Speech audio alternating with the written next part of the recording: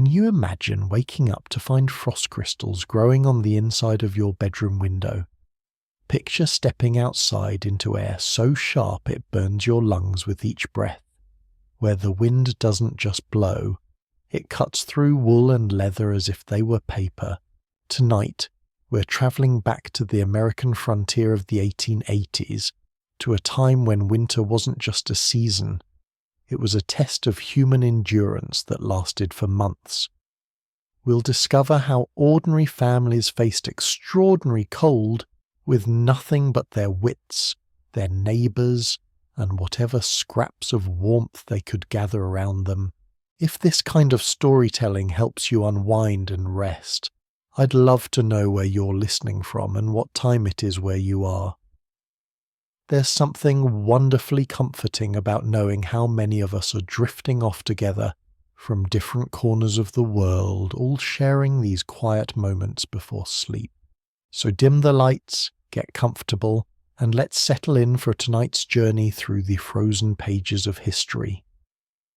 We're about to discover the voices of the hard winter, not through the lens of heroic drama, but through the intimate personal accounts of people who lived it, one frozen day at a time. The Ice Journals, Voices from the Frozen Frontier, Entry 1, Sarah's Kitchen Diary, October 15th, 1880. The geese spoke to me today, not in words but in the urgency of their flight. Black arrows against a sky that holds secrets I'm not sure I want to understand.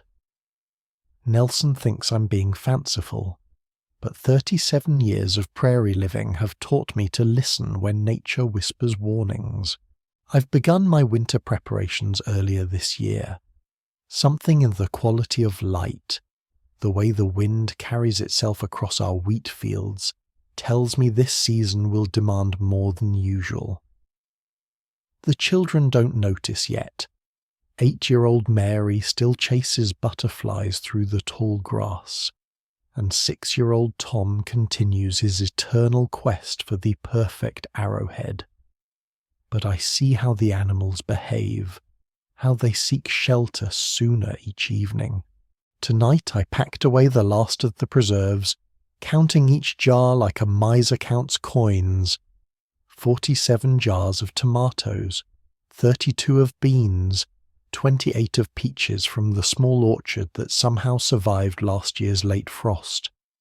These glass vessels lined up in our root cellar look like soldiers preparing for battle.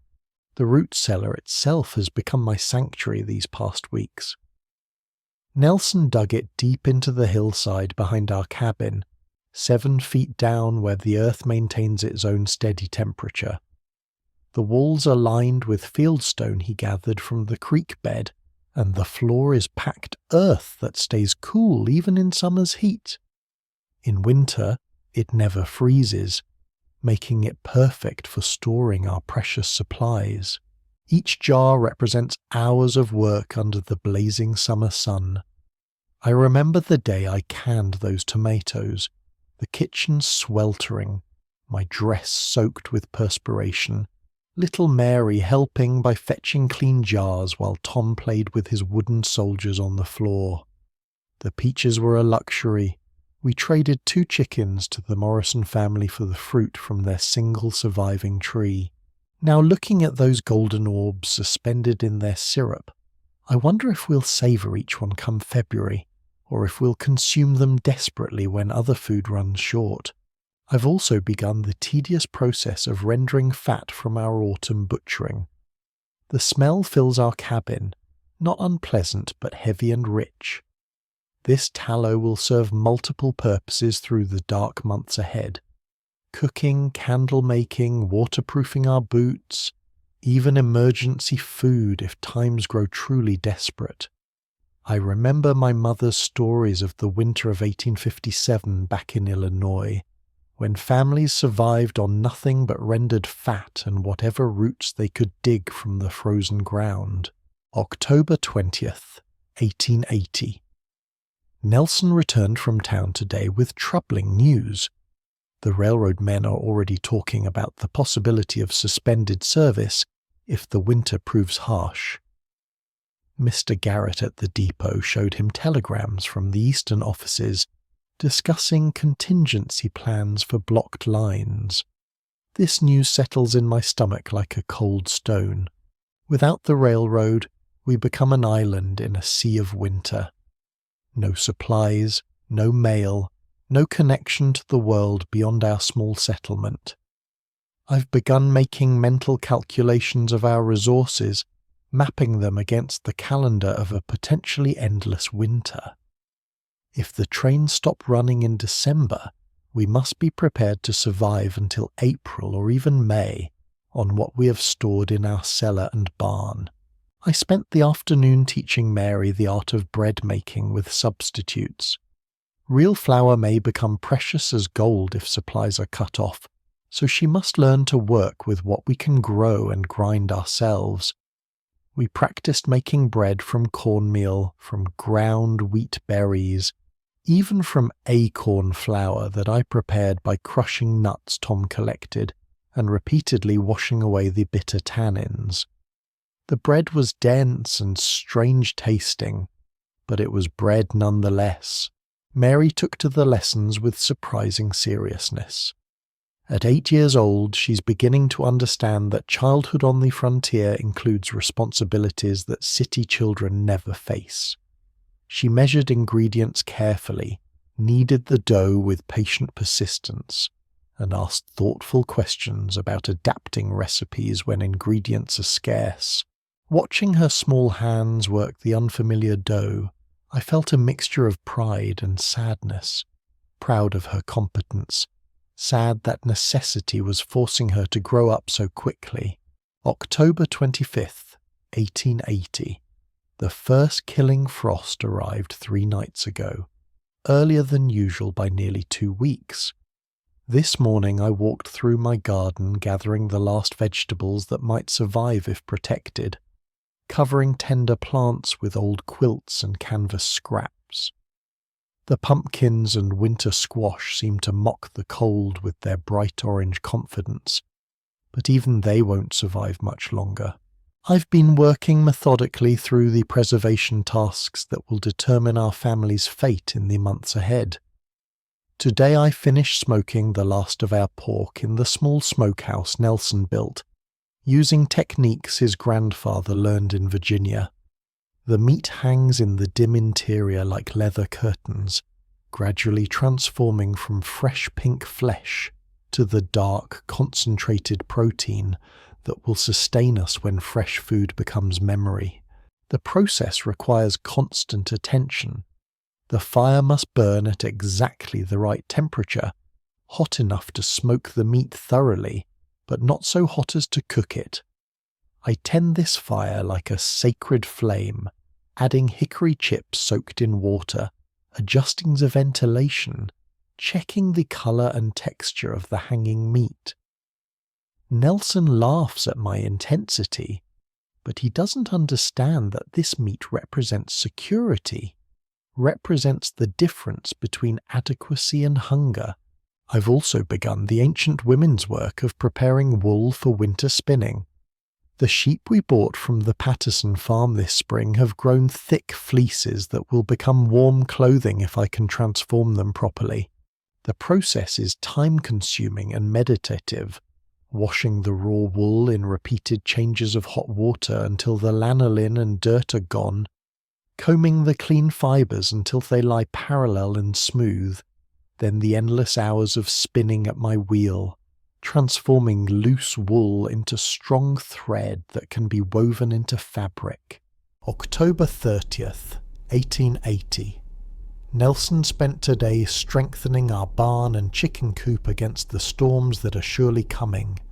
He's adding extra support beams, reinforcing doors and windows, checking every nail and board for weakness. I watched him work through the kitchen window while I prepared our evening meal, admiring his methodical attention to detail. Each repair now might mean the difference between sheltered animals and dead livestock come February.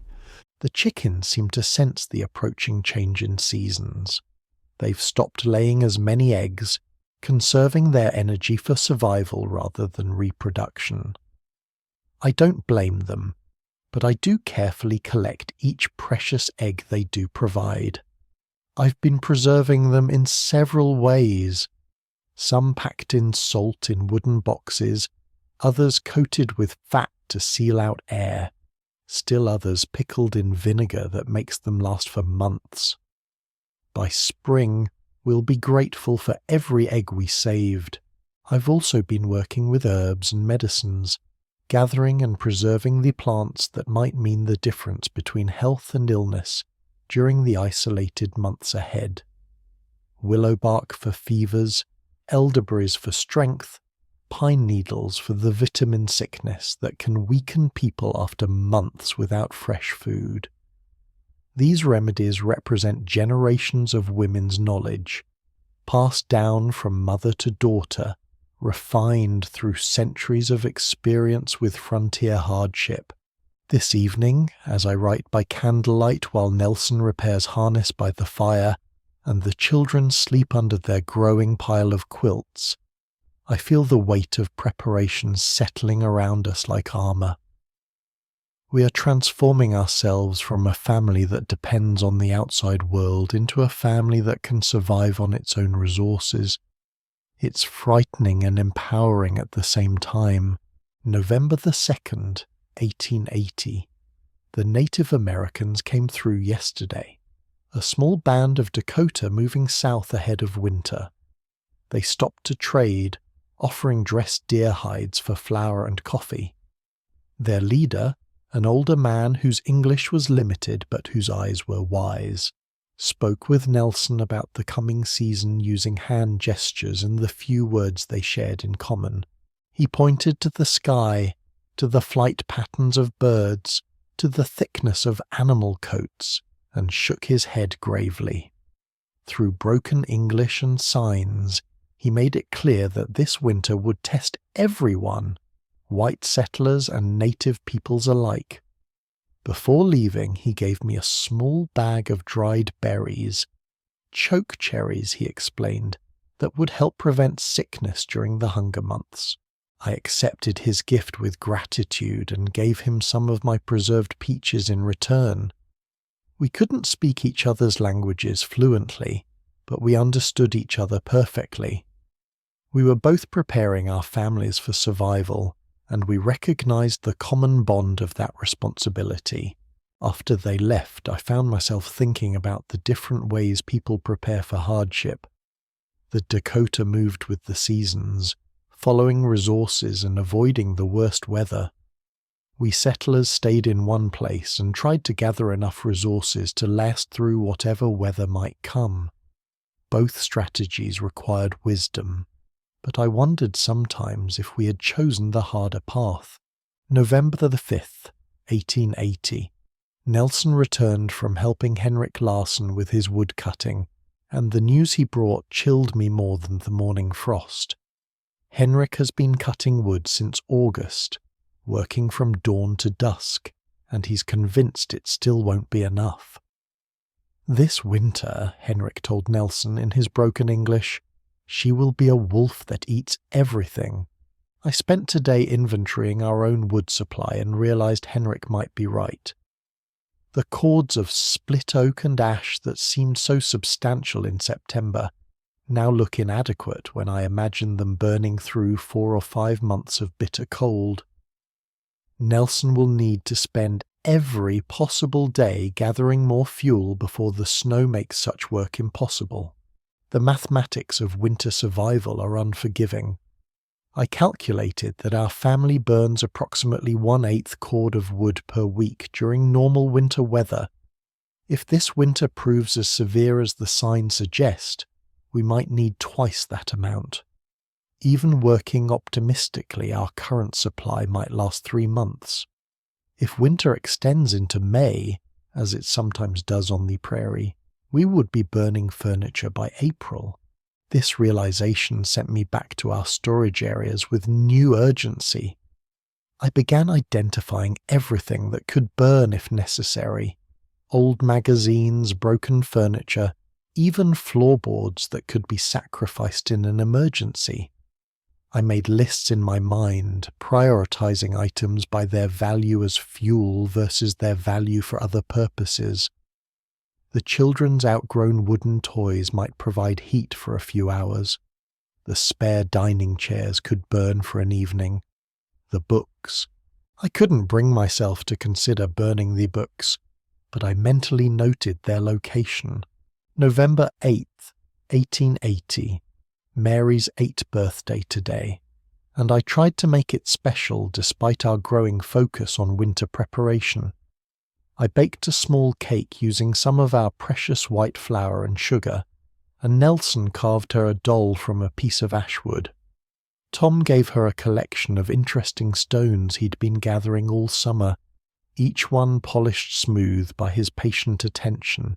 But even this celebration was touched by our preparations. The cake was smaller than last year's, and I found myself calculating the cost of the ingredients in terms of winter survival. The hour of oven time required to bake it represented a significant expenditure of fuel. The sugar used for frosting was sugar that wouldn't be available for preserving food or providing energy during hungry days ahead. These calculations are becoming automatic, a constant background assessment of every decision. Is this expenditure worth the cost? Will we regret this choice in February? How do we balance present happiness against future survival? I want my children to have normal childhoods, but I also want them to have futures. Mary seemed to understand the complexity of the gift she was receiving. She savoured each bite of cake slowly, making it last, and she hugged her wooden doll with particular tenderness. "She'll help keep me warm this winter," Mary said, and I realised she was already thinking like a survivor. Entry 2, Old Henrik's Weather Wisdom, November 3rd, 1880. The young ones, they don't listen to the wind, but I know her voice, this prairie wind. She tells me stories in Norwegian, in the language of my grandmother who survived the hunger winter of 1857 in Bergen. Today I walked to Nelson's place. That man, he works hard, but he doesn't understand yet what's coming. I see it in how he stacks his wood, neat, orderly, like winter will be polite and wait its turn. I try to tell him, stack it high, stack it deep. Winter, she doesn't ask permission. My Ingeborg, she's been smoking fish for weeks now. The smell fills our cabin like incense in the old country churches. She knows, like I know. The animals tell us, the way the horses grow their winter coats early, the way the prairie dogs disappear into their holes like they're closing the door on the world. I gave Nelson some of our dried fish today. His wife Sarah, she understood. You could see it in her eyes, the recognition of one survivor looking at another. These young families, they think the frontier is about conquering.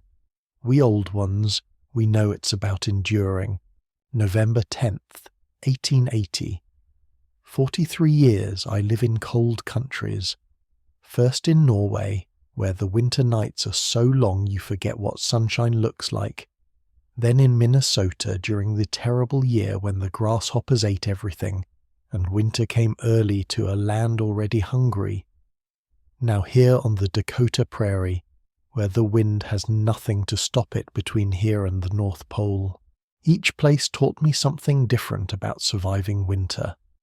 In Norway, I learned about building thick walls and small windows, about keeping fires that burn steady rather than hot, about the way cold seeps into every space and must be fought inch by inch.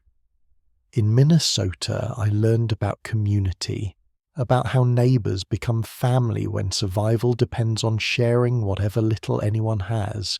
Here on the prairie, I'm learning about loneliness, about how isolation can kill as surely as cold or hunger. When your nearest neighbour is miles away and the snow makes travel impossible, you must carry spring inside yourself through the dark months. You must find warmth in memory when the fire burns low. But this winter coming, this one will teach lessons I don't want to learn. I can feel it in my bones, in the way my old wounds ache when storms are still days away. I can read it in the behaviour of every living thing, birds fleeing earlier, animals growing thicker, coats faster, even the trees dropping their leaves in urgent haste as if they know something terrible approaches. Ingeborg and I, we've been married 31 years, and we've learned to work together like one person with 4 hands. She knows what I'm thinking before I speak, and I can read her needs in the set of her shoulders or the way she moves around our cabin. This partnership will be essential in the months ahead, when every decision might determine whether we survive until spring. We've been stockpiling supplies with the intensity of people preparing for siege, not just food and fuel, but the small items that become precious when they can't be replaced. Needles and thread, candles and matches, soap and salt, the little bottles of medicine that fight pain and sickness. In Norway, my grandmother used to say, "The wise woman prepares for the worst winter during the best summer." We have tried to live by that wisdom. November 15th, 1880. Today, I helped young Nelson split wood, and I tried to teach him what my father taught me about reading the signs of winter's approach. Not just the obvious signs that any fool can see, the departing birds, the changing leaves, but the subtle indicators that speak to those who know how to listen. The way morning frost forms on different surfaces tells you about the moisture in the air and how deep the cold will penetrate. The angle of sunlight changes not just its warmth, but its quality, becoming thinner and less substantial as winter approaches. Even the sound of axes and hammers carries differently in cold air, and you can judge the coming temperature by how far voices travel across the prairie. Nelson listens politely, but I can see he thinks I'm an old man sharing superstitions rather than survival knowledge. He'll learn. This winter will teach him what it took me decades to understand, that the difference between life and death often lies in details so small they seem insignificant to the inexperienced eye. We worked together cutting wood until our hands were numb and our breath came in visible clouds. The work was satisfying in the way that physical labour is when you know it serves an essential purpose. Each log we split, each cord we stacked, represents hours of warmth in the desperate months ahead. There's something deeply primitive and satisfying about this direct connection between present effort and future survival. As we worked, I told Nelson stories about the winter of 1873 in Minnesota, when the temperature stayed below 0 for 6 consecutive weeks, and the snow fell so heavily that entire houses disappeared beneath the drifts. Families survived by moving into their root cellars and burning anything that would burn. Furniture, books, even floorboards from their houses. When spring finally came, some homes were missing walls, roofs, everything that could be sacrificed to keep the fire alive. But they survived, I told Nelson as we stacked the last cord of wood. They gave up everything except life itself, and in the end that was enough. November the 20th, 1880. The first real snow fell today. Not the light dusting that melts before noon, but serious snow that means business. It started before dawn and continued steadily through the day, accumulating with the patient persistence that characterizes heavy snowfall. By evening it measured 8 inches on the level ground, with drifts already forming against buildings and fences. Ingeborg and I spent the day making final preparations we'd been postponing, hoping for a few more mild days. We banked snow against the north side of our cabin for extra insulation, covered our woodpile with canvas and boards, and brought all our tools inside where they won't freeze and become brittle. We also checked and double-checked our stores, making sure everything was properly sealed against moisture and cold. The snow changed the entire character of our landscape. The familiar prairie with its gentle swells and distant horizons became an alien world of white curves and hidden dangers. Landmarks disappeared, fence lines became invisible, and the path to our barn required concentration to follow. This is just the beginning. By February, we'll be living in a completely transformed world. But there's beauty in this transformation too. The way snow catches and holds light, making the whole world glow even on cloudy days. The profound silence that comes with heavy snowfall, as if the earth has wrapped itself in a blanket that muffles all sound. The way individual snowflakes catch on Ingeborg's eyelashes when she steps outside, making her look like a young woman again despite her 54 years. Tonight we sit by our fire, listening to the wind begin to organize the fallen snow into the drifts that will define our winter world. The sound is different from summer wind, more purposeful, more urgent, carrying the promise of months of similar sounds. Ingeborg knits by firelight while I repair a broken harness, both of us working by the light of flames that will need to burn steadily until spring returns. November the 25th, 1880. 5 days since the first serious snowfall, and already we can see how this winter will be different from ordinary winters. The snow hasn't melted at all, not even during the warmest part of the day. Instead, new snow has been added to the original layer, and the wind has carved it into shapes that suggest the artistry of forces beyond human control. The drift against our east wall now reaches the bottom of our window, and it's only November. By January we may be looking out at snow level with our roof. This prospect is both beautiful and terrifying. Beautiful because of the strange, transformed landscape it will create. Terrifying because of the isolation it represents. I made the journey to Nelson's cabin today, following what I hoped was still the familiar path between our properties. The trip that usually takes 20 minutes required over an hour, as I had to navigate around drifts and frequently check my direction against the few landmarks still visible above the snow. At one point I became completely disoriented and had to backtrack nearly half a mile before finding recognizable terrain. Nelson was grateful for the visit, not just for the companionship but for the confirmation that travel between our cabins was still possible. We discussed the practical details of maintaining contact through the winter, establishing regular check-in schedules, creating emergency signals, planning routes that would remain passable even as snow accumulates. We also talked about sharing resources if either family runs short of essential supplies. This kind of mutual support system becomes crucial when each family is isolated and self-dependent. A broken axe handle at one cabin might be easily repaired with materials from another cabin. A family that runs short of one type of food might trade for surplus supplies their neighbours have stored. The return journey to my cabin was even more difficult, as the wind had rearranged the snow during my visit, obliterating my incoming tracks and creating new obstacles.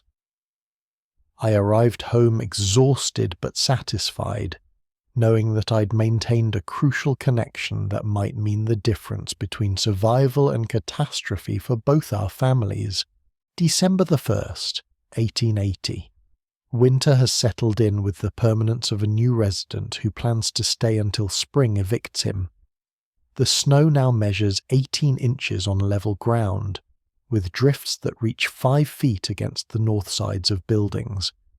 The temperature has remained below freezing for a week, and the cold has a quality of intensity that suggests this is only the beginning.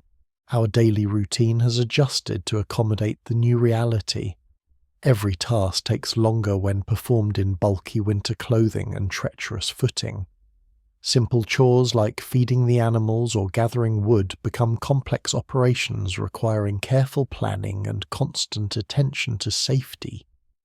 The risk of injury is multiplied when help might be impossible to summon, and medical care is miles away across impassable terrain.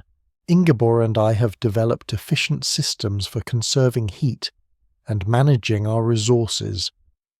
We've closed off the 2 rooms of our cabin that we don't absolutely need, concentrating our living in the kitchen and main room where the stove can maintain reasonable temperatures. We've hung thick blankets across doorways to create additional barriers against cold air, and we've learned to dress in layers that can be adjusted as we move between the warm areas near the fire and the cold areas near windows and doors. The psychological challenge of winter isolation is beginning to assert itself.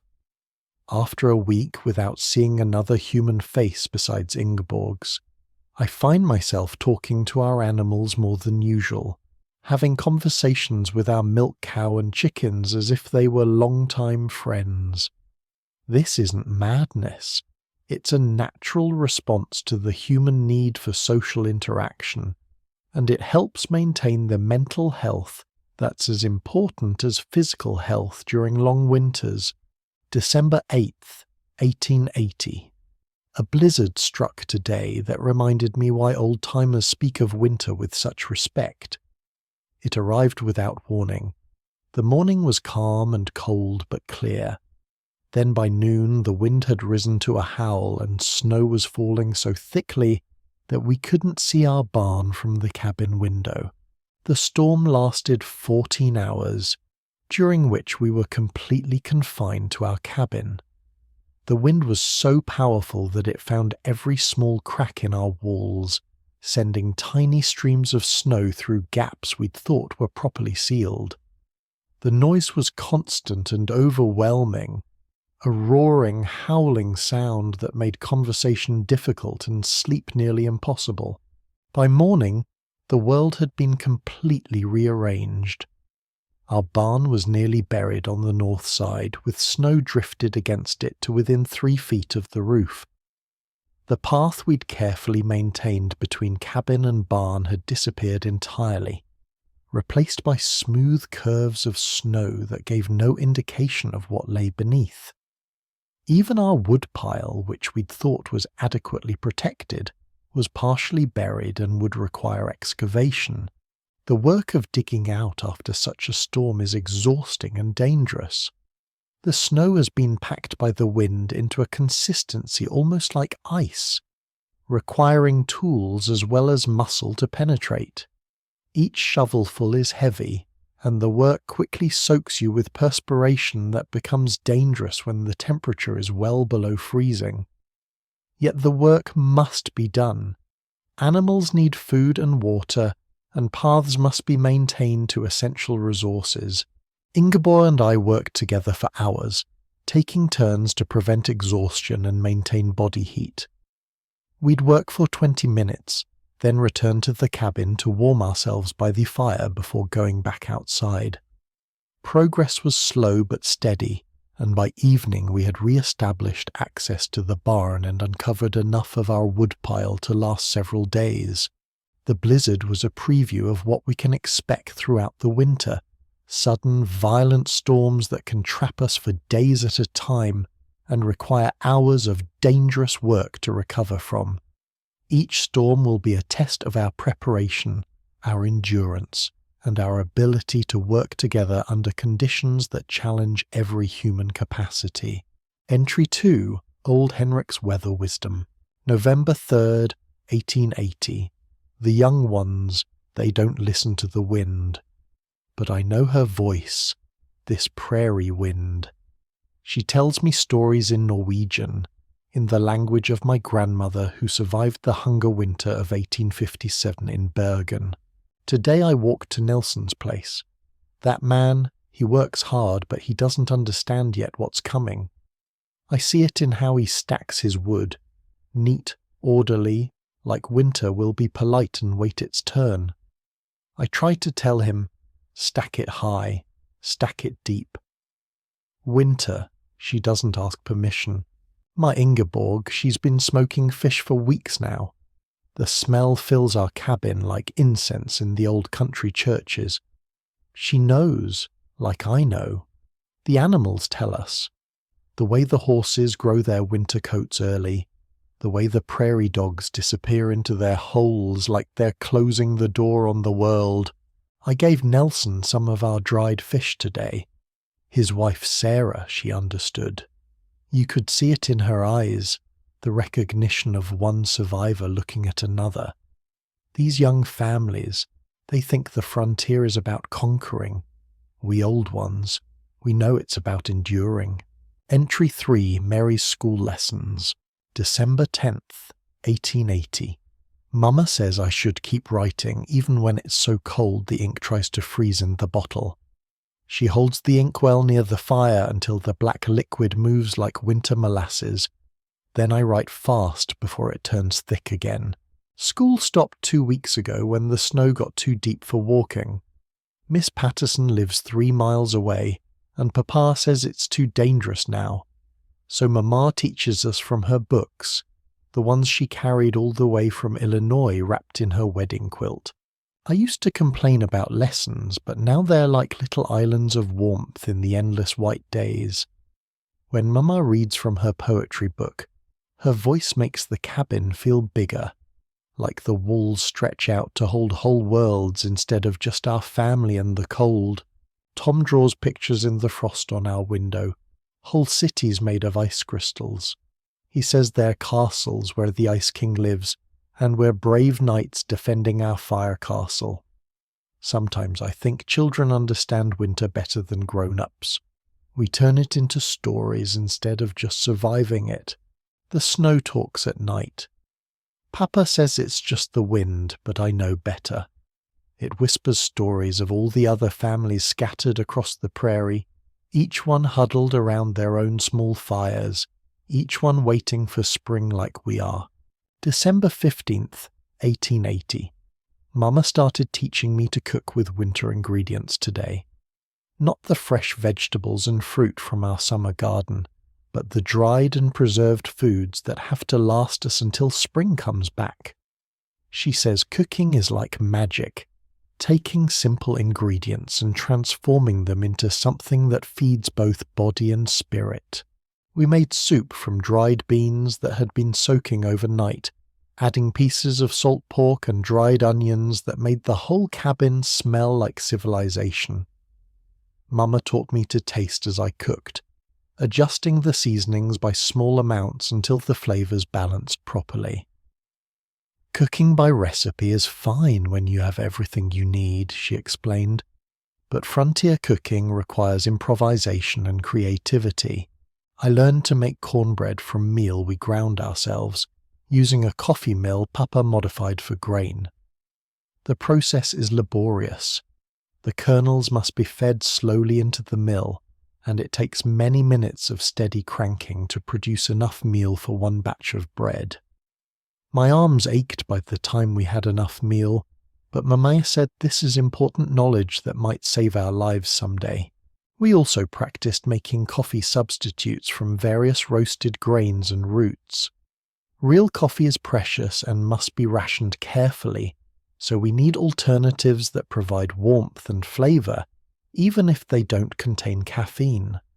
Mama showed me how to roast wheat berries until they're dark brown, then grind them for a drink that tastes almost like real coffee when it's hot, and you're grateful for any warm beverage. The most difficult lesson was learning to cook with rendered fat instead of butter. The taste is different, stronger, more savoury, but fat keeps longer without spoiling and provides the calories our bodies need to maintain warmth. Mama explained that during really hard winters, families survive on fat and grain when other foods run out. It's not about taste, she said, it's about staying alive. December the 20th, 1880. Today, I helped Mama with the endless mending that keeps our family clothed and warm. Every piece of fabric is precious when new cloth can't be purchased, so everything must be repaired, patched, and repurposed until it literally falls apart. I'm learning to sew patches that are both functional and decorative, turning necessary repairs into opportunities for small amounts of beauty. We worked on Papa's winter coat, replacing worn areas with pieces cut from old garments that could be sacrificed. The coat has become a patchwork of different fabrics and colours, but each patch represents warmth preserved and money saved.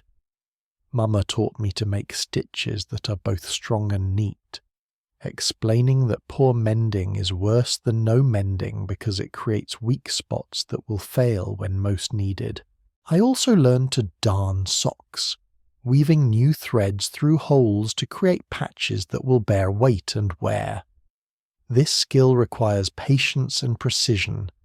The new threads must be properly tensioned and evenly spaced, or the repair will be uncomfortable and short-lived. But the satisfaction of transforming a sock with holes into a usable garment again makes the tedious work worthwhile. Mama told me stories while we sewed, tales about her own childhood and the women who taught her these essential skills. Her grandmother could transform old clothing into new garments so skillfully that no one could tell the difference. Her mother could stretch a piece of fabric through careful cutting and sewing to make it serve purposes far beyond its original design. These skills, Mama said as we worked by lamplight, are what separate families that survive from families that surrender. Anyone can cook when their cupboards are full and sew when cloth is abundant. But frontier women must create abundance from scarcity, and that requires knowledge passed down through generations of women who understood that survival often depends on making something from almost nothing. December 25th, 1880. Christmas came quietly this year, but it wasn't sad or empty like I thought it might be. We didn't have store-bought presents or a big dinner with all the foods I remember from Christmas past, but we created our own celebration from what we had. Papa carved Tom a whistle from a piece of ash wood, and for me he made a small shelf to hold my books and writing materials. The shelf is simple but beautiful, sanded smooth and fitted together with careful joints that show Papa's skill with tools. "Every girl needs a place for her books," he said when he gave it to me, and I could tell he was proud of his work. Mama gave us each new mittens knitted from wool she spun herself. The mittens are warm and soft, dyed a deep blue with berries she gathered and preserved last summer. She must have been working on them secretly for weeks, knitting by firelight after Tom and I went to sleep. The stitches are tiny and even, making the mittens both beautiful and practical. Tom gave me a collection of his best stones, each one selected for its interesting colour or unusual shape. He'd been collecting them all summer and fall, and choosing which ones to give me must have been difficult, because he treasures his stone collection above all his other possessions. The stones are smooth and pleasant to hold, and I lined them up on my new shelf where I can admire them while I read and write. For our Christmas dinner, Mama prepared a chicken that had stopped laying eggs, roasting it with dried herbs and wild onions that had been stored in sand in the root cellar. We also had cornbread with honey, dried apple pudding, and coffee made from real coffee beans that Mama had been saving for a special occasion. The meal wasn't elaborate, but it was delicious and felt festive because we ate by candlelight and took time to appreciate each dish. After dinner, we sang Christmas carols that Mama remembered from her childhood, our voices blending in the warm circle of firelight. Papa told stories about Christmas celebrations he remembered from his own childhood in Illinois, and I read a Christmas story from one of Mama's books. The cabin felt full of love and contentment despite the wind howling outside and the snow piling ever deeper around our walls. Entry 4. The Travelling Merchant's Observations. January 20th, 1881. 23 years. I've been travelling these territory roads, and I've never seen a winter like this one. The railroad's been stopped for over a month now. I'm trapped here in De Smet with a wagon full of goods that might as well be gold for all the good they do when nobody can reach them. Yesterday a man walked 12 miles through snow to his waist just to buy a handful of nails. Not for building, for burning. When you've run out of everything else, iron burns hot and long, though the smoke will make you sick.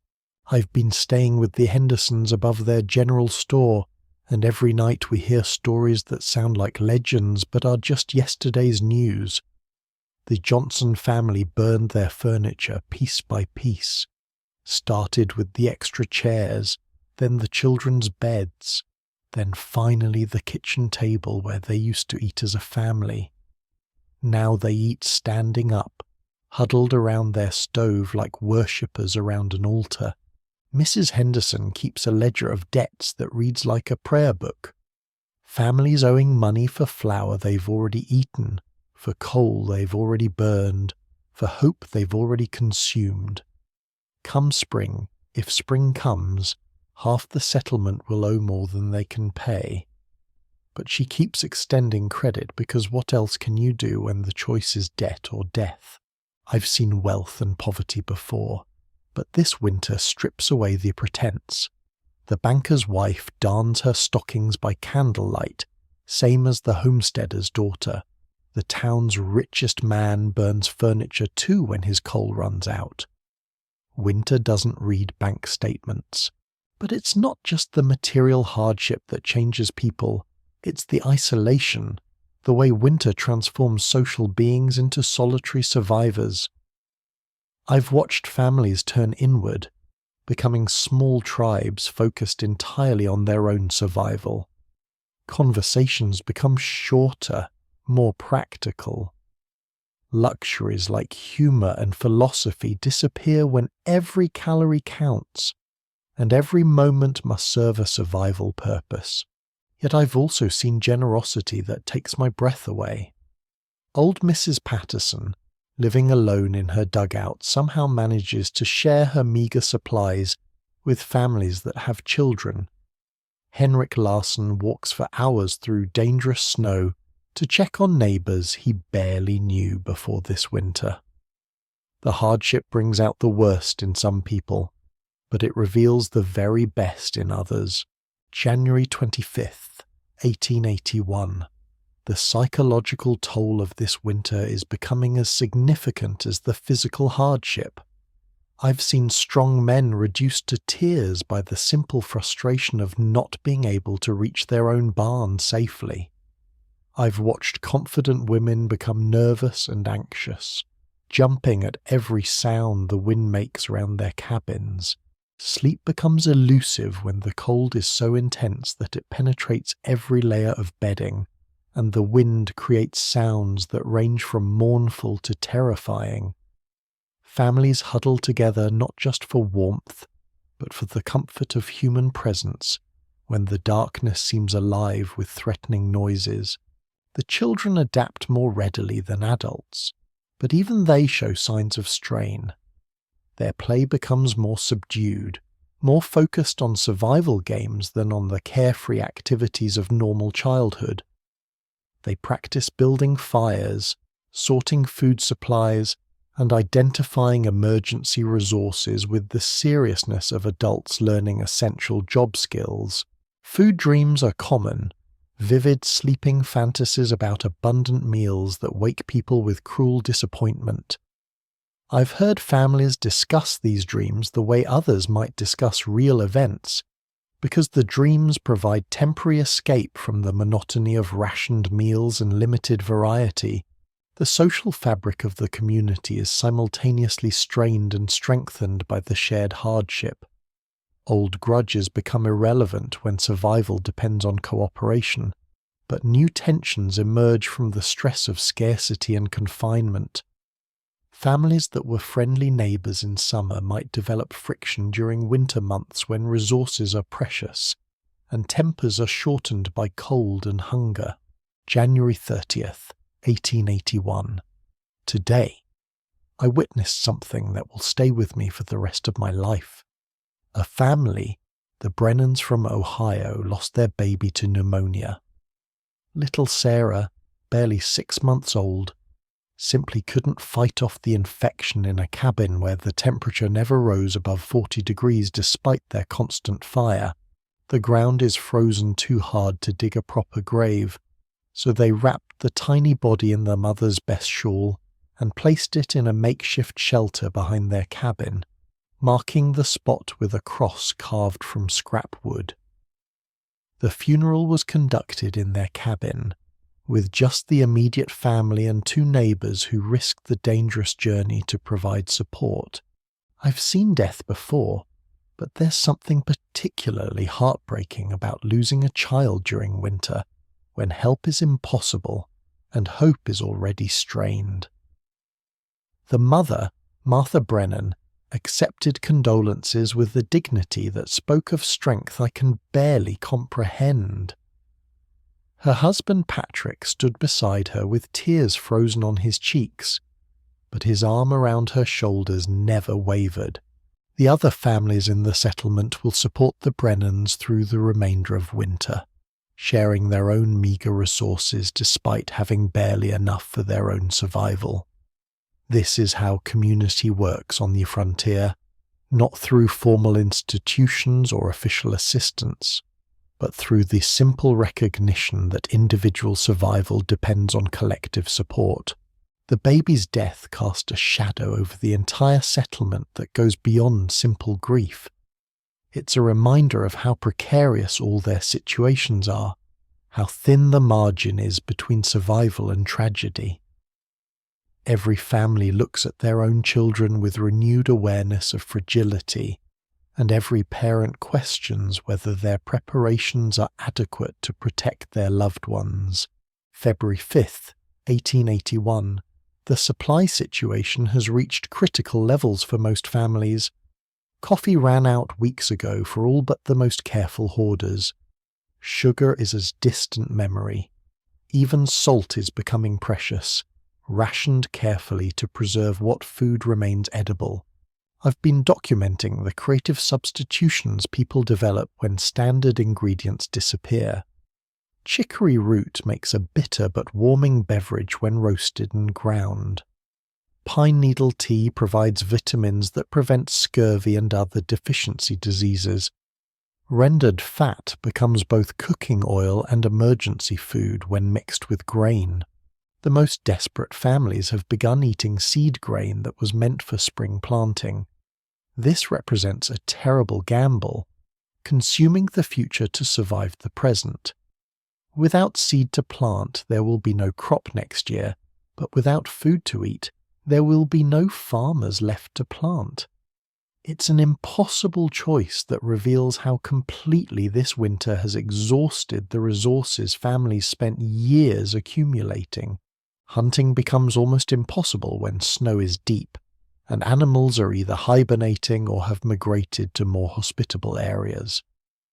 A few men still venture out on improvised snowshoes, hoping to find rabbits or other small game, but the energy expended in hunting often exceeds the calories gained from what little game can be found. The psychological impact of this resource scarcity affects decision-making in ways both subtle and profound. Families become intensely protective of their remaining supplies, hiding food even from trusted neighbours. Children learn to eat slowly, making small portions last longer, and to never leave food on their plates no matter how unappetizing it might be. February 10th, 1881. The mail finally came through today, the first delivery in over 6 weeks. A single rider on horseback, following marked trails and staying overnight at scattered way stations, managed to bring letters and news from the outside world. The arrival of mail was celebrated like a holiday throughout the settlement. The letters brought news of family members in distant places, business information that was weeks out of date but still eagerly consumed, and most importantly, confirmation that the outside world still existed beyond the white prison of winter. For families that had begun to feel completely cut off from civilization, these letters were evidence that their isolation was temporary rather than permanent. I received correspondence from my business partners in Chicago, expressing concern about my extended absence and the suspended delivery schedules. From my current perspective, their worries about commercial deadlines seemed to come from another planet. The idea that people might be concerned about business efficiency while families here are burning furniture to stay alive reveals the vast gulf between frontier reality and civilized assumptions. The mail carrier brought disturbing news about conditions throughout the territory. Several settlements have been completely cut off, with no contact for over 2 months. Rescue efforts are being planned for spring, but until then, the fate of those isolated communities remains unknown. The carrier spoke of abandoned cabins found during his journey, places where families had simply vanished, leaving behind only empty rooms and cold stoves, but he also brought encouraging news about the railroad's efforts to restore service. Crews are working around the clock to clear blocked lines, and there's hope that limited service might resume within the next few weeks. The prospect of renewed connection to supply lines and the outside world provides psychological relief that's almost as important as the practical benefits. Entry 5. Nelson's letters to his brother. February 8th, 1881. Dear William, your letter from Chicago reached me just before the mail stopped running. Hard to imagine you complaining about the cold when you have coal delivered to your door and gaslights in every room. Not complaining, mind you, just marvelling at how different our winters have become since I took up homesteading. We're managing well enough, though I won't pretend it's easy. Sarah has become a magician with our dwindling supplies, turning scraps into meals that somehow fill us. The children have adapted with that remarkable resilience of youth, though they've grown quieter, more thoughtful. Mary reads aloud to us every evening, her young voice carrying stories that transport us far from our one-room world. I've learned things this winter I never expected to need. How to read the quality of cold by the sound snow makes under your feet. How to bank a fire so it burns steady through a 14-hour night. How to split wood when your hands are too numb to feel the axe handle. Skills our father never taught because he never imagined his sons would need them. The hardest part isn't the cold or even the hunger, it's the isolation. We haven't seen neighbours in weeks. Sometimes I stand at our window and look out at the white emptiness, knowing there are other families out there somewhere, each one surrounded by their own small circle of warmth. We're like scattered stars in a vast dark sky, too far apart to touch, but somehow still connected by the light we each maintain. If you don't hear from me again until spring, don't worry. We'll be here, still tending our fire, still waiting for the world to thaw. Give my love to your family and remember us when you complain about Chicago's winter. Your brother Nelson, February 15th, 1881.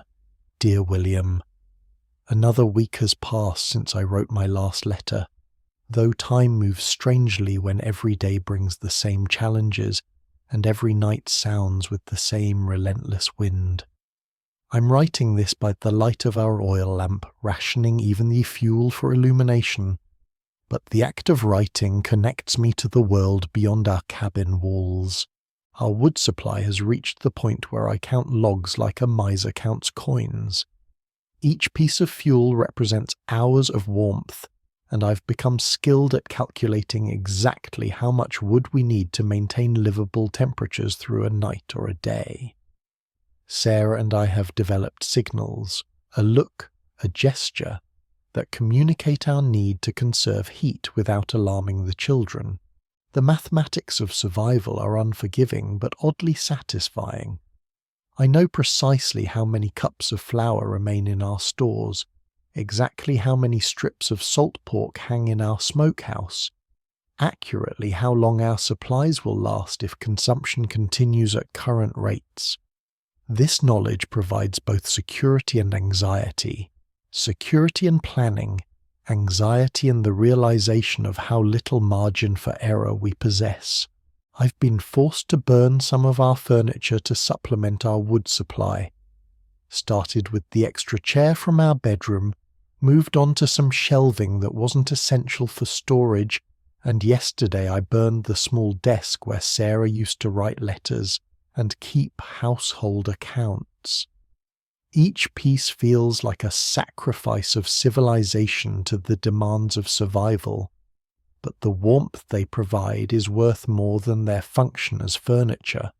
The children have been remarkable through this ordeal. Mary has taken over many of the household tasks that were once Sarah's responsibility, cooking simple meals and maintaining the endless cycle of mending that keeps our clothes functional. Tom has become my assistant in outdoor chores, brave enough to accompany me to the barn despite wind that can knock a grown man off his feet. But I see the cost of this winter in their faces, a seriousness that didn't exist before, a wariness about wasting anything, a tendency to save and hoard even small treats that they would have consumed without thought during abundant times. This winter is teaching them lessons about scarcity and survival that will influence their entire lives. February 20th, 1881. Dear William, I'm writing this letter knowing it may not reach you until spring, but the act of writing provides a sense of connection that helps combat the psychological isolation of our situation. Writing to you feels like continuing a conversation rather than simply surviving in silence. The cold has reached levels that challenge human endurance. Our cabin thermometer registered 43 degrees below zero yesterday morning, and the temperature inside our cabin, despite our constant fire, never rose above 35 degrees. At such temperatures, the act of breathing becomes conscious and difficult, and exposed skin can freeze in minutes. Sarah developed a persistent cough that worries me more than I let her know. In normal circumstances, we would consult a doctor and purchase medicines from the pharmacy. Here, we treat her condition with pine needle tea and honey from our rapidly diminishing supply, hoping that rest and warmth will help her body fight off whatever infection has taken hold. I've been reading medical advice from a book Sarah brought from Illinois, trying to understand how to treat illness with only the resources we have available. The book assumes access to supplies and medications that might as well be on the moon given our current isolation. Yet I find comfort in the knowledge itself, even when I can't fully apply it. The community bonds that have developed during this crisis give me hope for the future of our settlement. Henrik Larsson made a dangerous journey to our cabin last week, bringing dried fish and checking on our welfare despite the risk to his own safety. Mrs. Patterson, somehow surviving alone in her dugout, sent soup with a neighbour who was travelling in our direction. These acts of mutual support create debts that go beyond material assistance.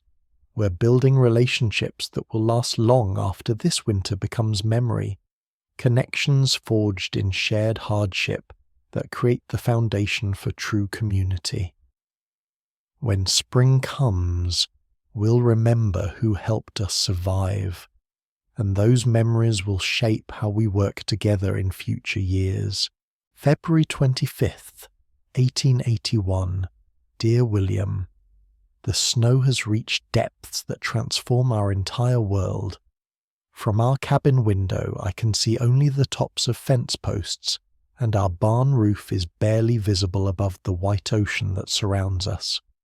The familiar landmarks of our homestead have disappeared, replaced by smooth curves and alien shapes that make navigation treacherous even on the short journey from house to barn. I've strung a rope between our cabin and barn, checking it daily to ensure it hasn't been cut by shifting ice or blown away by wind.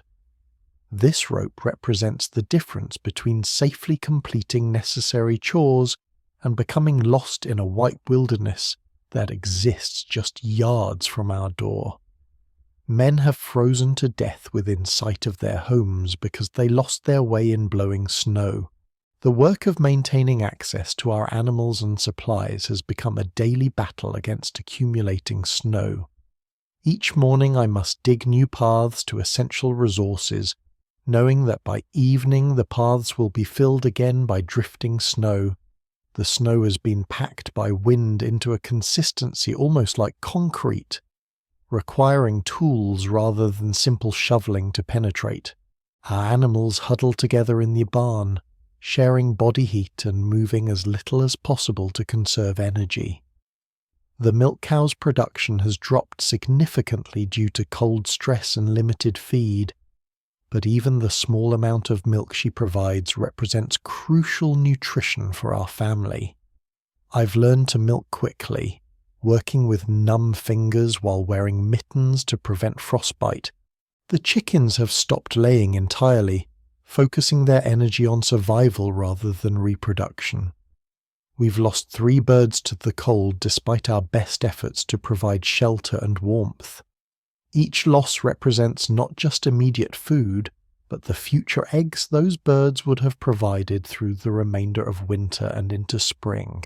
Yet there's a strange beauty in our transformed landscape that I find myself appreciating during rare moments when survival tasks allow time for observation.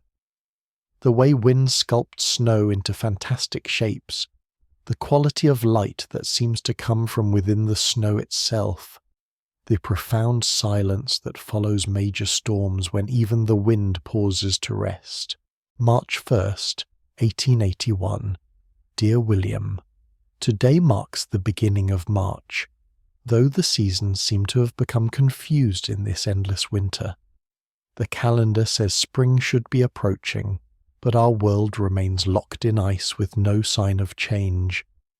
Yet there are subtle differences that give hope to those who know how to read them. The quality of light has changed, becoming stronger and staying bright a few minutes longer each day. It's a change measured in moments rather than hours, but to people who have lived in semi-darkness for months, those extra minutes of daylight feel like gifts from heaven. Sarah noticed it first, commenting on how the frost patterns on our window seemed to glow differently during the morning hours. The wind, while still fierce and unrelenting, occasionally carries scents that speak of transformation somewhere beneath the frozen surface. Not just the clean, empty smell of snow that has dominated for so long, but hints of earth and moisture that suggest life stirring in hidden places. These changes are so subtle they might be imagination, but they provide psychological encouragement that's as important as physical warmth. Our food supplies have reached critical levels. We're eating the seed wheat that was meant for spring planting, gambling our future against our present survival. Each grain consumed represents potential bread or porridge next year that won't exist if we don't survive to plant crops. It's an impossible calculation that reveals how completely this winter has exhausted our resources. Sarah has developed extraordinary skill at creating filling meals from minimal ingredients. Yesterday she made soup from bones that had already been used twice before, somehow extracting nutrition and flavour from remains that seemed completely depleted. She combined this with the last of our dried vegetables and a handful of grain to create a meal that satisfied both hunger and the psychological need for variety. The children have grown thin despite our best efforts to ensure they receive adequate nutrition. Their clothes hang loose on frames that have lost the rounded softness of childhood, but their spirits remain strong. They understand, without being told explicitly, that their parents are sacrificing to protect them, and they respond with maturity that's both heartening and heartbreaking. March 10th, 1881. Dear William, the isolation of this winter has taught me things about solitude and community that I never expected to learn. When travel becomes impossible, and each family becomes completely self-dependent, you discover which relationships are essential and which are merely social convenience. The bonds that survive in forced separation are the ones built on genuine care rather than proximity or shared interests. Henrik Larsson has become more than a neighbour. He's become family in the truest sense.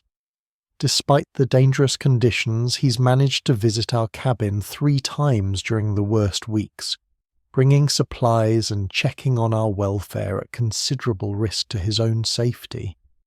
These visits provide not just material assistance but confirmation that we're not alone in our struggle.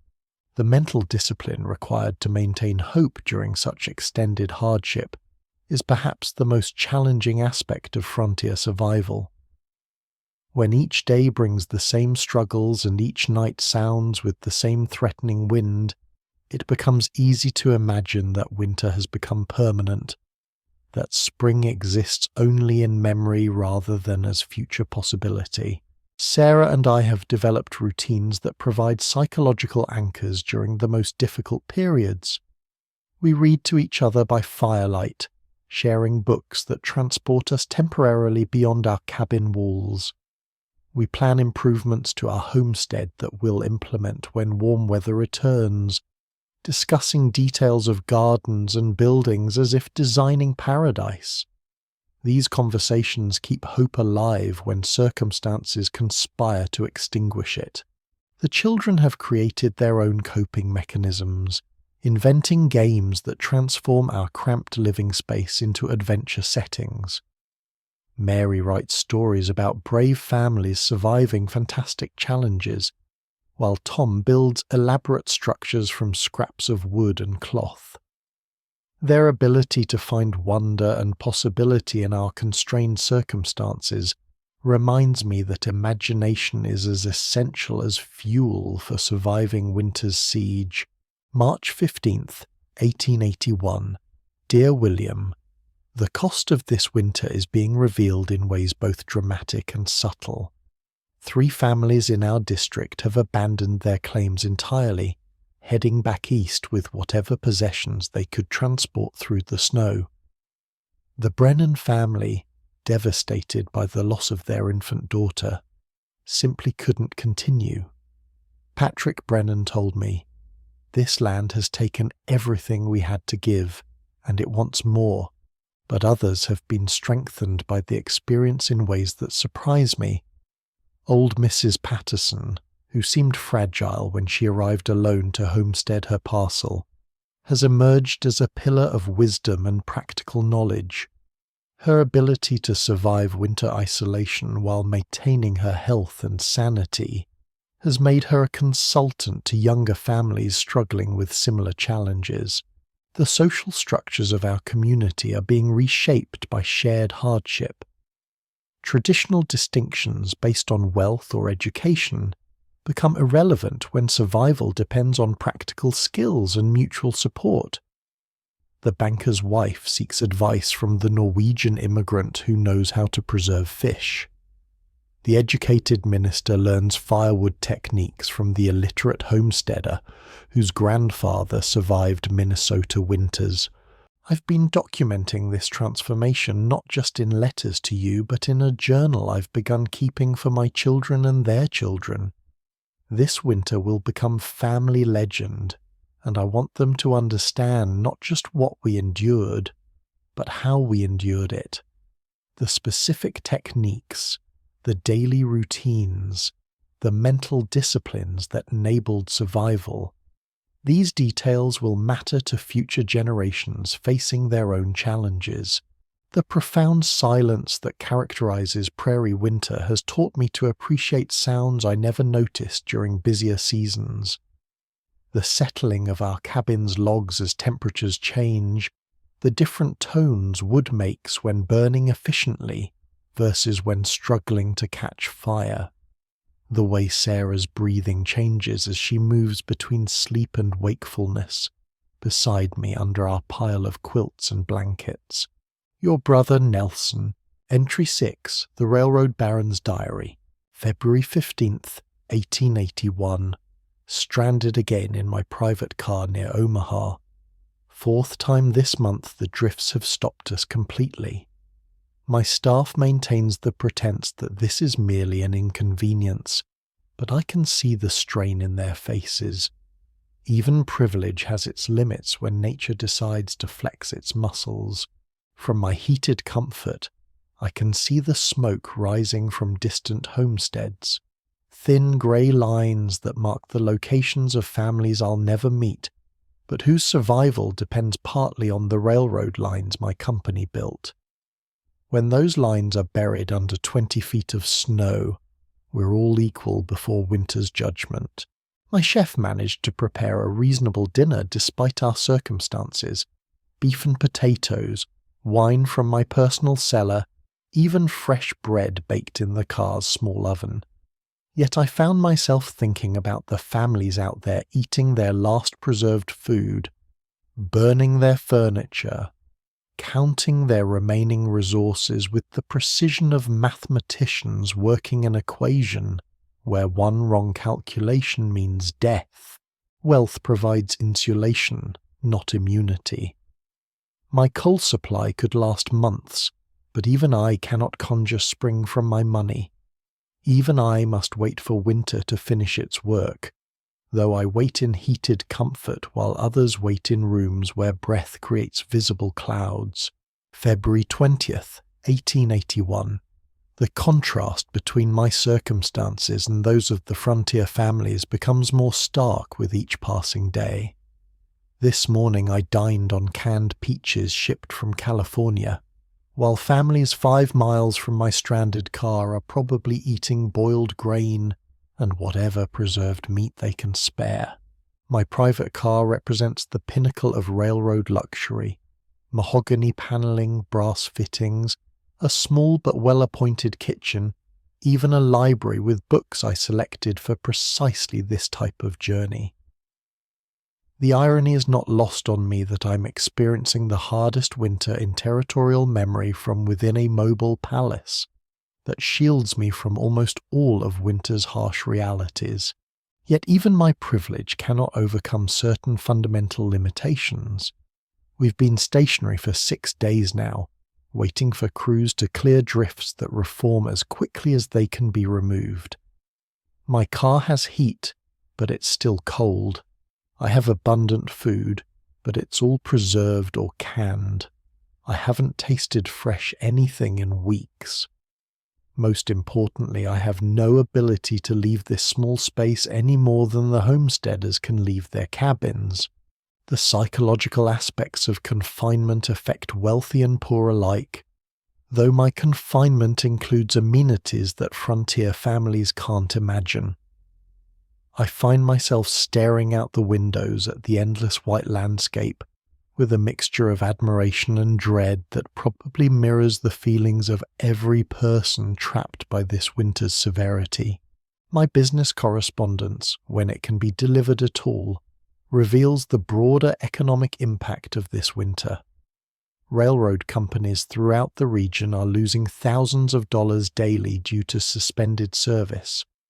Merchants in Chicago and St. Louis are concerned about supply chains that have been disrupted for months. Eastern investors are questioning the wisdom of agricultural development in regions where winter can completely halt commerce for extended periods. But these financial concerns seem trivial when viewed against the human cost being paid by frontier families. Money can be recovered, profits can be recalculated, but the lives lost to this winter's severity represent permanent losses that no amount of wealth can restore. February 25th, 1881. Today, I witnessed something that will influence my business decisions for years to come. A single rider appeared out of the blowing snow, travelling on horseback despite conditions that have stopped my million-dollar locomotive. He was carrying mail and minimal supplies to settlements that have been cut off for over a month. This rider, a man named Peterson who works for the Territorial Mail Service, exemplified the kind of courage and determination that my comfortable world rarely produces. He had ridden for 3 days through snow that reached his horse's chest, navigating by compass and instinct across a landscape where every familiar landmark had been erased by wind and snow. His horse was exhausted, its sides heaving and its coat white with frost. Peterson himself was so cold he could barely speak, but he completed his delivery route with professional thoroughness, ensuring that each piece of mail reached its intended destination, despite the personal risk involved in travelling between settlements. I invited Peterson to warm himself in my car and share a hot meal before continuing his journey. As he sat by my small stove, slowly working, feeling back into his hands and feet, he told me about the conditions he'd observed during his travels. Families burning furniture and fence posts to stay warm, children wearing clothes made from old blankets, men walking for miles through dangerous snow to trade precious supplies for other precious supplies. The railroad represents civilization to these people, Peterson explained as he prepared to resume his journey. When the trains stop running, they feel like they've been abandoned by the world. Your getting through, even with one car, would mean more to them than you might imagine. His words reminded me that my railroad company isn't just a business enterprise. It's a lifeline that connects isolated communities to the broader world. The decisions I make about service priorities and resource allocation directly affect the survival chances of families I'll never meet, but whose lives depend on the connections my company provides. March 1st, 1881. The broader implications of this winter's severity are becoming clear as reports filter in from throughout the region. Entire communities have been cut off for so long that their survival remains unknown. Railroad service has been suspended across 3 territories, affecting hundreds of thousands of people who depend on train-delivered supplies for survival. The economic impact extends far beyond immediate losses. Livestock mortality rates are approaching catastrophic levels. Some ranchers report losing 60 to 70% of their herds. Agricultural development that took years to establish has been set back by seasons, as families consume seed grain intended for spring planting. The demographic impact may be equally significant, as families abandon their claims and return to eastern cities where winter doesn't threaten survival. Yet I'm also witnessing responses that reveal human adaptability and resilience that no business plan could have predicted. Communities have developed informal but effective mutual support systems that operate despite transportation difficulties. Families share resources with generosity that defies rational economic calculation. Individuals undertake journeys to help neighbours that require courage most people don't possess. The territorial government is beginning to plan relief efforts for spring, but the scope of need will overwhelm official resources. Private companies like mine will need to provide assistance that goes beyond normal business operations. I'm already developing plans for emergency supply runs and reduced-rate transportation for families who have lost everything to winter's demands. My personal experience of this winter, comfortable though it has been compared to frontier families, has changed my understanding of what railroad development means in regions where natural forces can overwhelm human planning. Building track and providing service isn't enough. We must also develop systems that can respond to emergencies that threaten entire populations. March 5th, 1881. Spring's eventual arrival will reveal the full cost of this winter in terms that go beyond immediate survival. The social fabric of frontier communities has been strained by months of isolation and resource scarcity. Some families have been brought closer together by shared hardship, while others have been fractured by the stress of confinement and desperation. The psychological impact on children who lived through this winter will influence their entire lives. They've learned lessons about scarcity, survival, and the fragility of security that children in more stable environments never face. Some will be strengthened by these lessons, developing resilience and practical skills that serve them well. Others may be marked by anxiety and insecurity that affects their ability to take risks or trust in future security. The economic recovery will require assistance from government and private industry on a scale that has never been attempted in this region. Families need not just immediate relief, but long-term support to rebuild agricultural operations, replace lost livestock, and restore infrastructure damaged by winter's assault. But I've also observed innovations and adaptations that suggest frontier communities may emerge from this crisis stronger than before. The mutual support systems developed during the worst months have created social bonds that will last long after normal conditions return. Families have learned resource management and conservation techniques that will make them better prepared for future challenges. The railroad industry must adapt to serve communities that have demonstrated both vulnerability and remarkable resilience. Our service models must account for the reality that winter can completely isolate populations for months at a time, requiring emergency reserves and alternative delivery methods that can function when normal operations fail. Entry 7, Dr. Morgan's Medical Notes, March 5th, 1881. Called out today to the Patterson place, the widow living alone in that dugout carved into the hillside. Found her in remarkably good health, considering her age and the severity of this winter.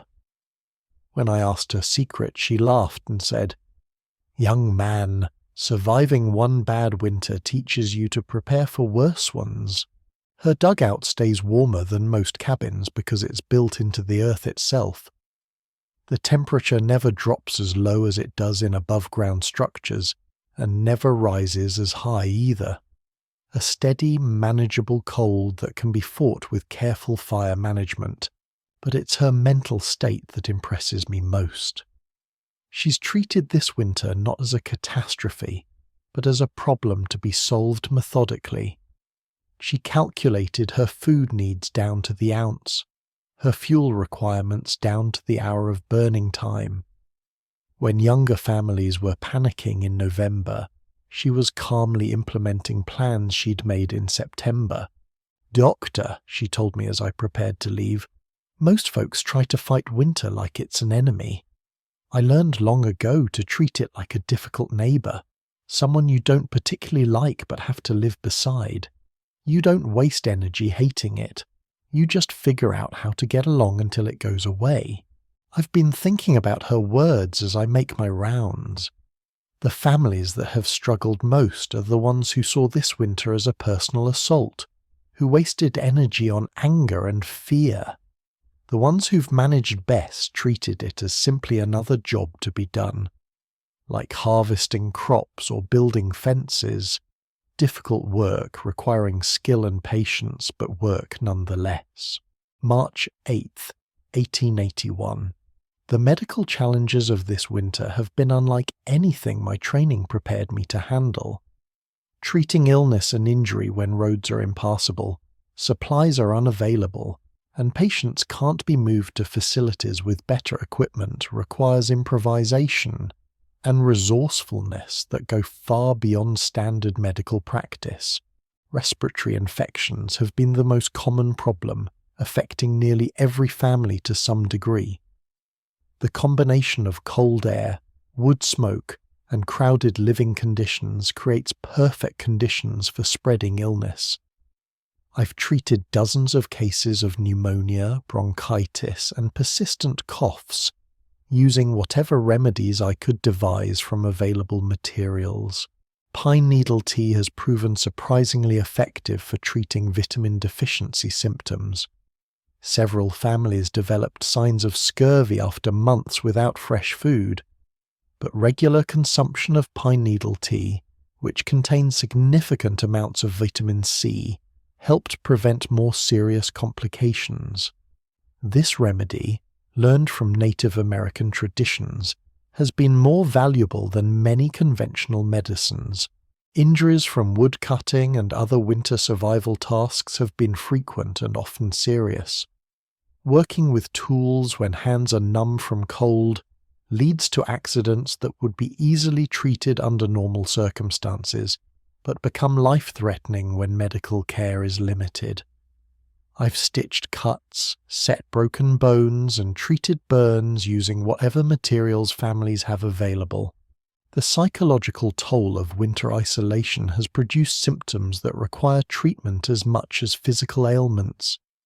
Depression, anxiety, and what we might call cabin fever affect both adults and children who have been confined to small spaces for months. I've found that simply providing someone to talk to, someone from outside the family circle, often provides as much therapeutic benefit as any medicine. Malnutrition has become increasingly common as families exhaust their stored supplies and resort to increasingly inadequate diets. Children show signs of stunted growth and delayed development that will have lasting effects. Adults display symptoms of protein deficiency, mineral depletion, and caloric insufficiency that weaken their ability to resist infection and recover from illness. March 12, 1881. The differential impact of this winter on various segments of the population reveals much about the relationship between economic resources and survival outcomes.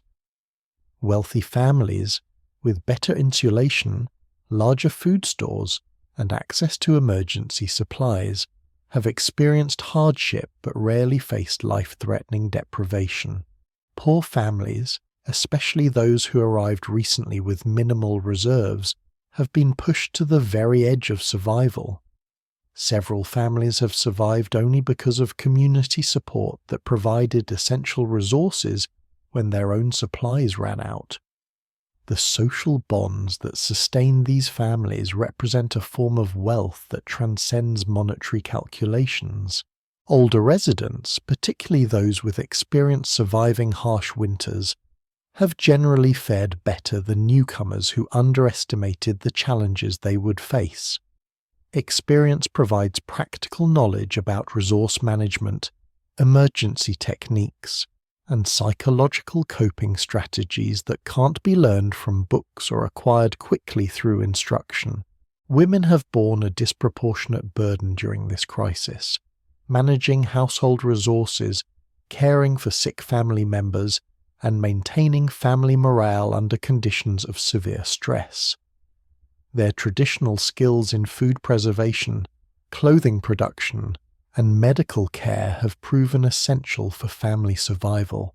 Children have adapted with remarkable resilience but at significant cost to their normal development. Many have taken on adult responsibilities, sacrificing education and play to help their families survive.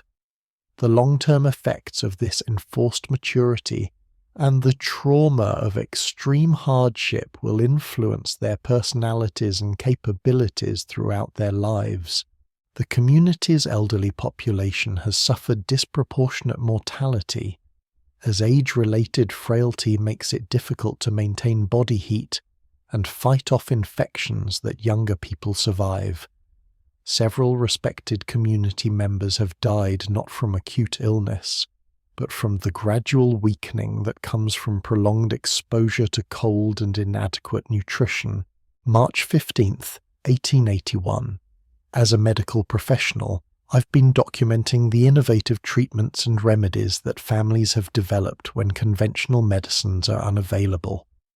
These folk remedies, born of necessity and refined through trial and error, have provided insights that may prove valuable for future frontier medical practice. Willow bark tea, prepared by boiling the inner bark of willow trees, has proven effective for reducing fever and pain. This remedy works because willow bark contains salicin, the natural precursor to aspirin, but families discovered its effectiveness through traditional knowledge rather than scientific understanding. Honey, when available, has served multiple medical purposes, treating wounds, soothing coughs, and providing concentrated calories for patients weakened by illness. Families that maintained beehives or traded for honey have had significant advantages in treating various ailments. Steam treatments created by hanging blankets around pots of boiling water have helped patients with respiratory infections. The warm, humid air provides relief for irritated lungs and helps loosen congestion. Several families have rigged permanent steam tents near their stoves for treating ongoing respiratory problems. Poultices made from various plant materials have been used to treat wounds, infections, and inflammation. Pine needle poultices help prevent infection in cuts and scrapes. Heated salt wrapped in cloth provides relief for muscle pain and arthritis symptoms that worsen in cold weather. The most important medical discovery has been the crucial role of morale and hope in patient recovery.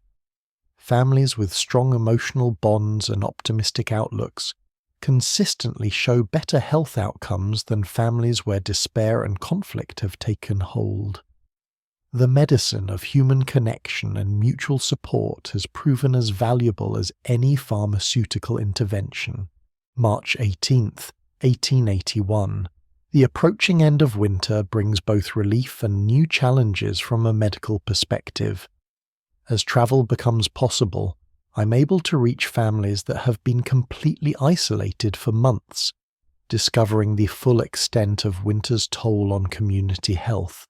Some families have emerged from isolation in remarkably good condition, having managed their resources and health carefully throughout the crisis.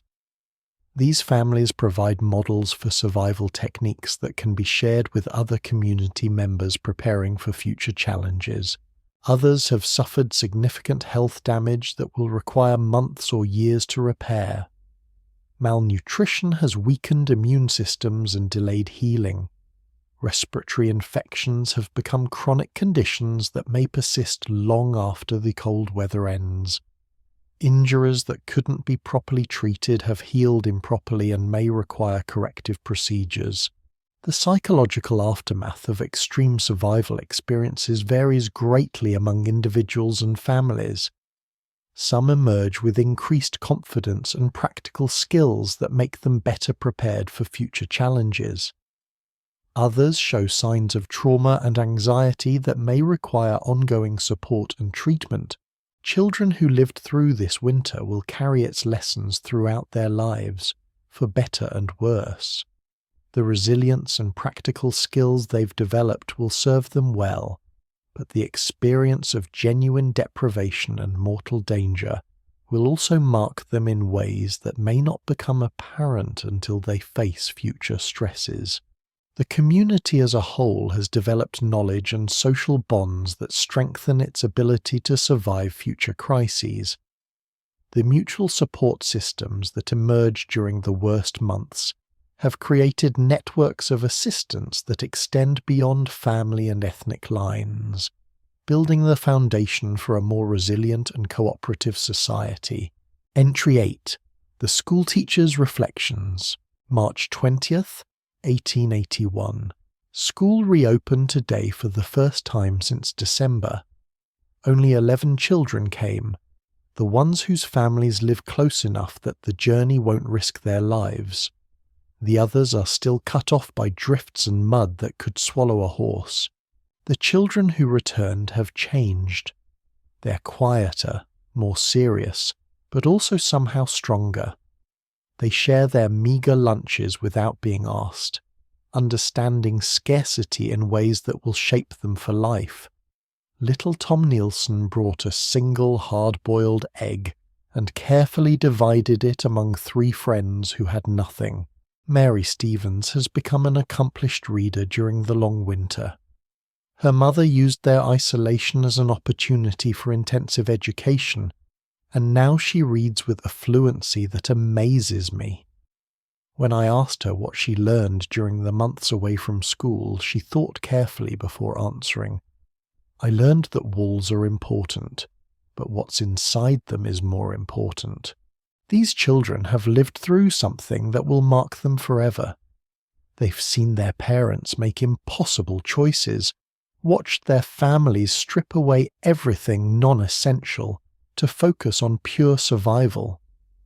They've learned that comfort is not guaranteed, that warmth must be earned daily, that spring is a gift rather than a right. March 25th, 1881. The educational challenges posed by extended winter isolation have required innovative approaches that may change how we think about frontier schooling.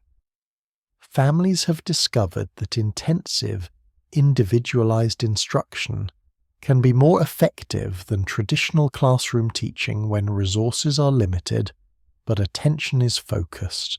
Sarah Stevens, teaching her own children during the isolation months, developed techniques for maximizing educational value from minimal materials. Using a single arithmetic book, she created dozens of practical problems based on real family resource management, calculating food consumption rates, fuel requirements, and supply distribution scenarios that reinforced mathematical concepts while teaching survival skills. Reading instruction became more meaningful when tied to practical family needs. Children learned to read medication labels, follow recipe instructions, and understand weather reports with an urgency that classroom exercises rarely inspire. The literacy skills they developed were immediately applicable to family survival rather than abstract academic exercises. Writing assignments took on new significance when paper and ink were precious resources. Children learned to plan their compositions carefully, editing mentally before committing words to paper. The discipline of writing clearly and concisely with limited materials produced better writing skills than unlimited supplies often achieve. Science education occurred naturally as families experimented with heating techniques, food preservation methods, and weather prediction. Children learned principles of thermodynamics by managing fires, chemistry through food preparation and preservation, and meteorology through daily survival decisions that depended on accurate weather assessment. The social skills developed during enforced family closeness will serve these children throughout their lives. They've learned conflict resolution, resource sharing, and emotional support techniques that many adults never master. The intense family bonds forged during survival situations create emotional security that compensates for material deprivation. March 30th, 1881. The return to normal school operations reveals both losses and gains from the extended winter break. Some children have fallen behind in formal academic subjects, particularly mathematics and structured reading curricula. Others have advanced beyond their age levels through intensive family instruction and practical application of learning. The most significant change is in the children's approach to learning itself. They ask different questions now, practical questions about application and utility, rather than abstract questions about theoretical concepts. They want to know how knowledge can be used to solve real problems, having experienced situations where learning meant the difference between comfort and hardship. Their social dynamics have also shifted. Traditional playground hierarchies based on personality or family status have been replaced by respect for practical competence and demonstrated reliability. Children who proved helpful and steady during family crises are now natural leaders, while those who were popular for superficial reasons have lost status. The shared experience of genuine hardship has created bonds among students that transcend usual social divisions. Children from different economic backgrounds and ethnic groups have discovered common ground in survival experiences that were fundamentally similar despite surface differences in circumstances. Play has become more purposeful and less frivolous. Children practice skills they learned during winter isolation, building fires, organizing resources, creating shelter, turning survival techniques into games that maintain their competence while providing entertainment. Most remarkably, these children have developed an appreciation for simple pleasures that their peers in more comfortable circumstances don't possess. A warm classroom, adequate writing materials, and regular meals represent luxuries they've learned not to take for granted. April 5th, 1881. As spring finally asserts itself and normal routines begin to resume, I'm documenting the educational innovations that emerge from necessity during our extended isolation. These techniques may prove valuable for future frontier education challenges and could improve instruction even under normal circumstances. Multi-age family instruction proved highly effective when older children taught younger siblings under parental supervision. This approach utilized the natural teaching instincts children display while reinforcing the older children's own learning through the act of instruction. Families discovered that explaining concepts to others deepens understanding more effectively than passive learning. Practical application of academic subjects made learning more engaging and memorable than traditional abstract instruction.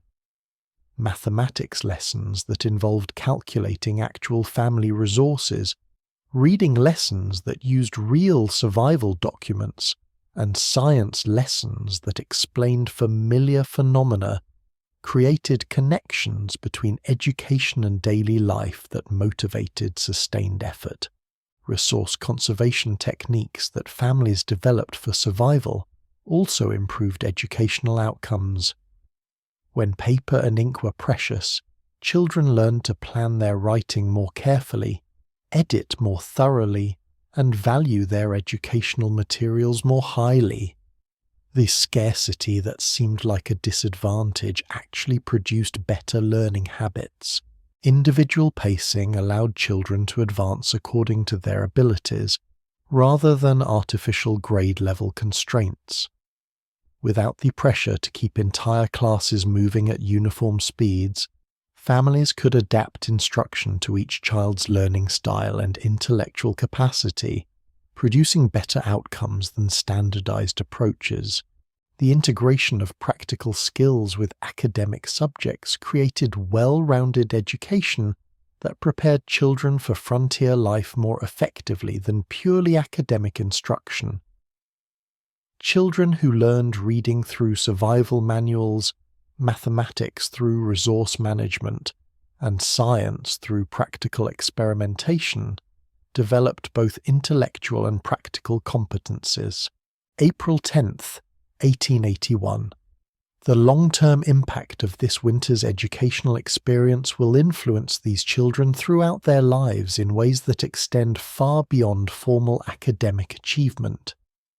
They've learned lessons about human nature, community cooperation, and personal resilience that no classroom curriculum could provide. The experience of genuine scarcity has taught them to value opportunities and resources that children in more comfortable circumstances take for granted. They approach learning with appreciation and intensity that comes from understanding that education is a privilege rather than a burden.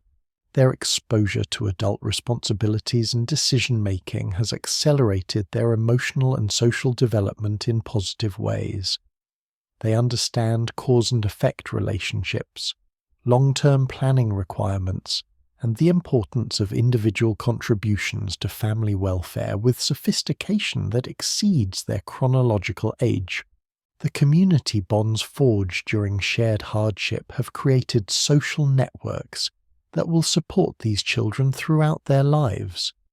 They know they can depend on neighbours and friends in ways that children in more individualistic settings don't experience, providing emotional security that enables greater risk-taking and achievement. The practical skills they've learned, resource management, problem-solving under pressure, cooperation during stress, will serve them well regardless of their future careers or locations. The frontier experience has provided life skills that remain valuable in any environment. Most importantly, they've learned that human beings can survive and even thrive under conditions that seem impossible. This knowledge provides confidence and resilience that will help them face future challenges with courage and creativity, rather than despair and defeat. Entry 9, The Banker's Secret Journal, April the 2nd, 1881.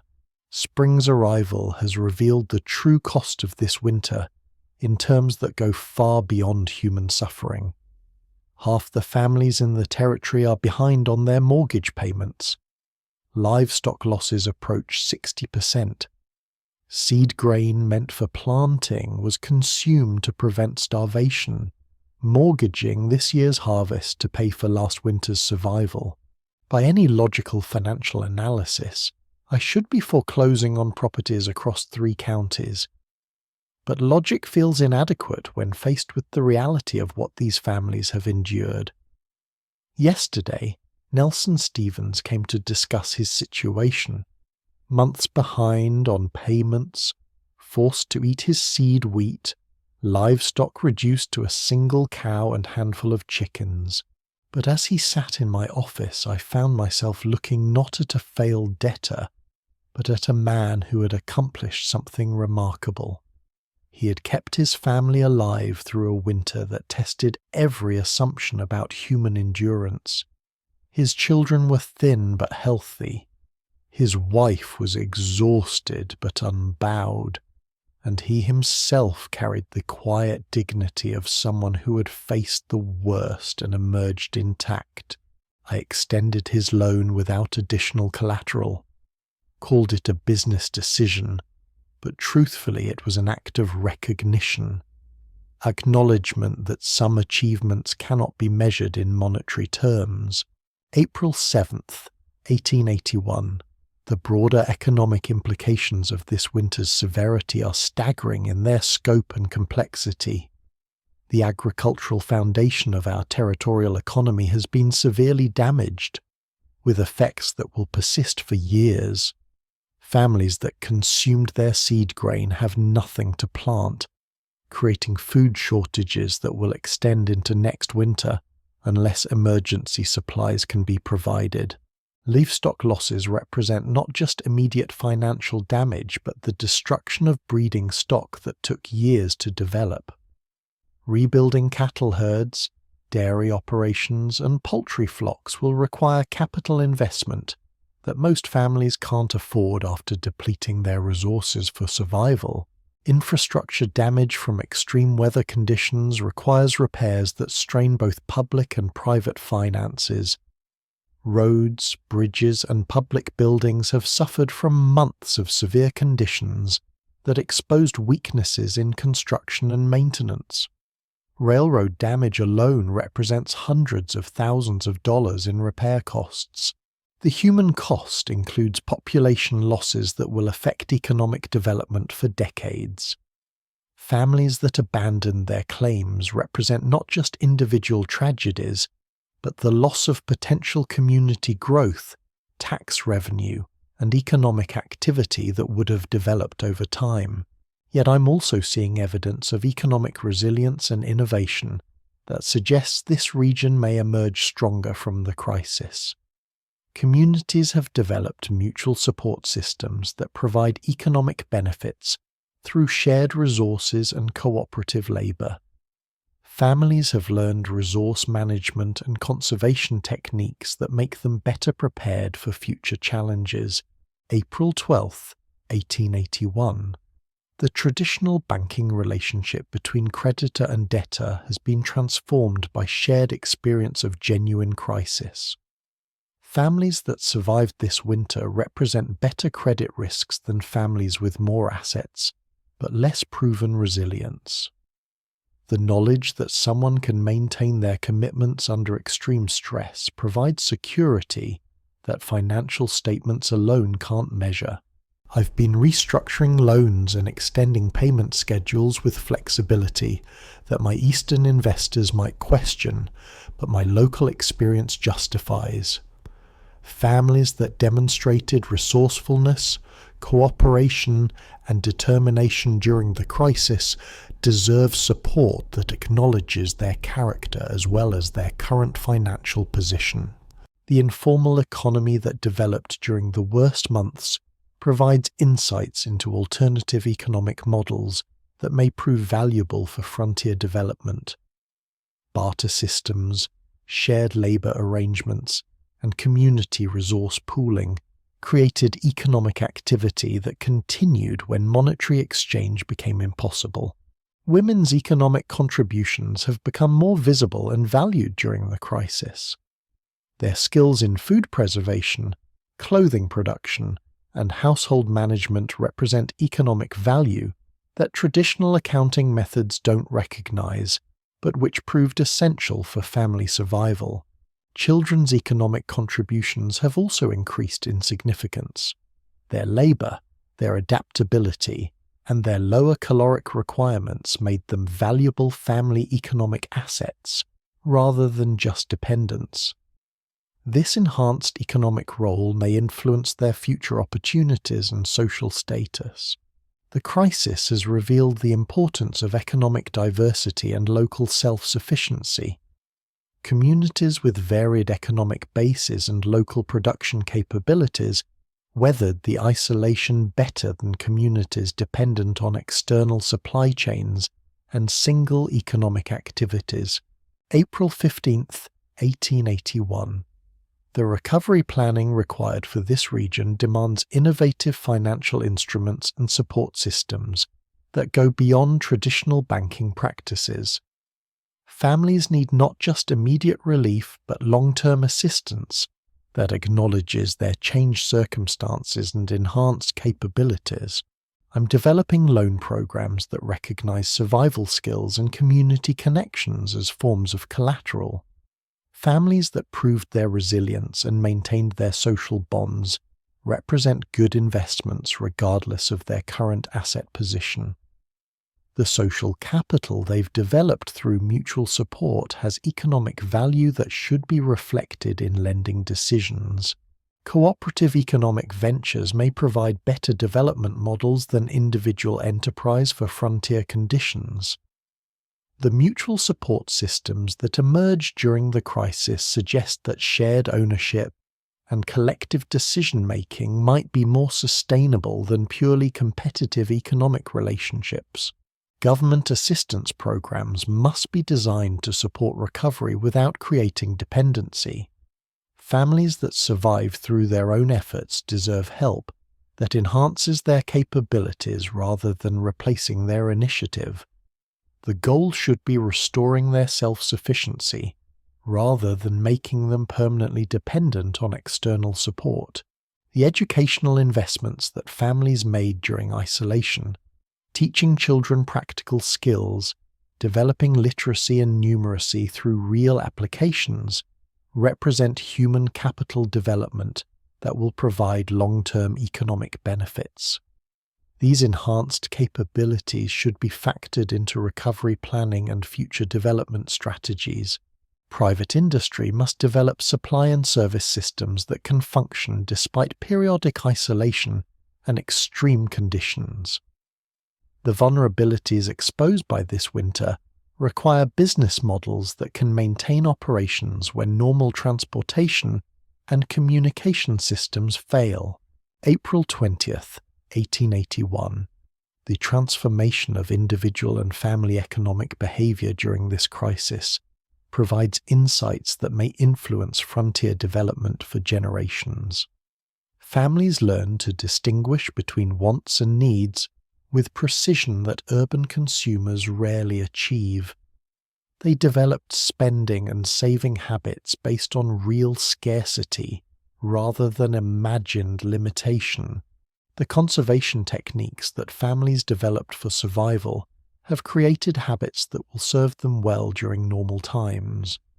Waste reduction, resource recycling, and careful purchasing decisions will improve their economic efficiency even when abundance returns. Skill development that occurred during crisis conditions enhanced human capital in ways that formal education rarely achieves. Children and adults learned practical competencies that make them more capable and valuable workers. These enhanced skills represent economic assets that will benefit the entire community. Social bonds forged during shared hardship create business and employment networks that will facilitate economic cooperation and development. Families know they can trust neighbors who help them survive, creating foundations for business partnerships and mutual support that extend beyond crisis situations. The experience of genuine risk and uncertainty has taught families to value security and stability over speculative gain. This conservative approach to economic decision-making may slow rapid development, but will create more sustainable and resilient economic growth. Most importantly, the crisis demonstrated that wealth and status provide security only within limits. Families learned that their most valuable assets are their skills, their relationships, and their ability to adapt to changing circumstances.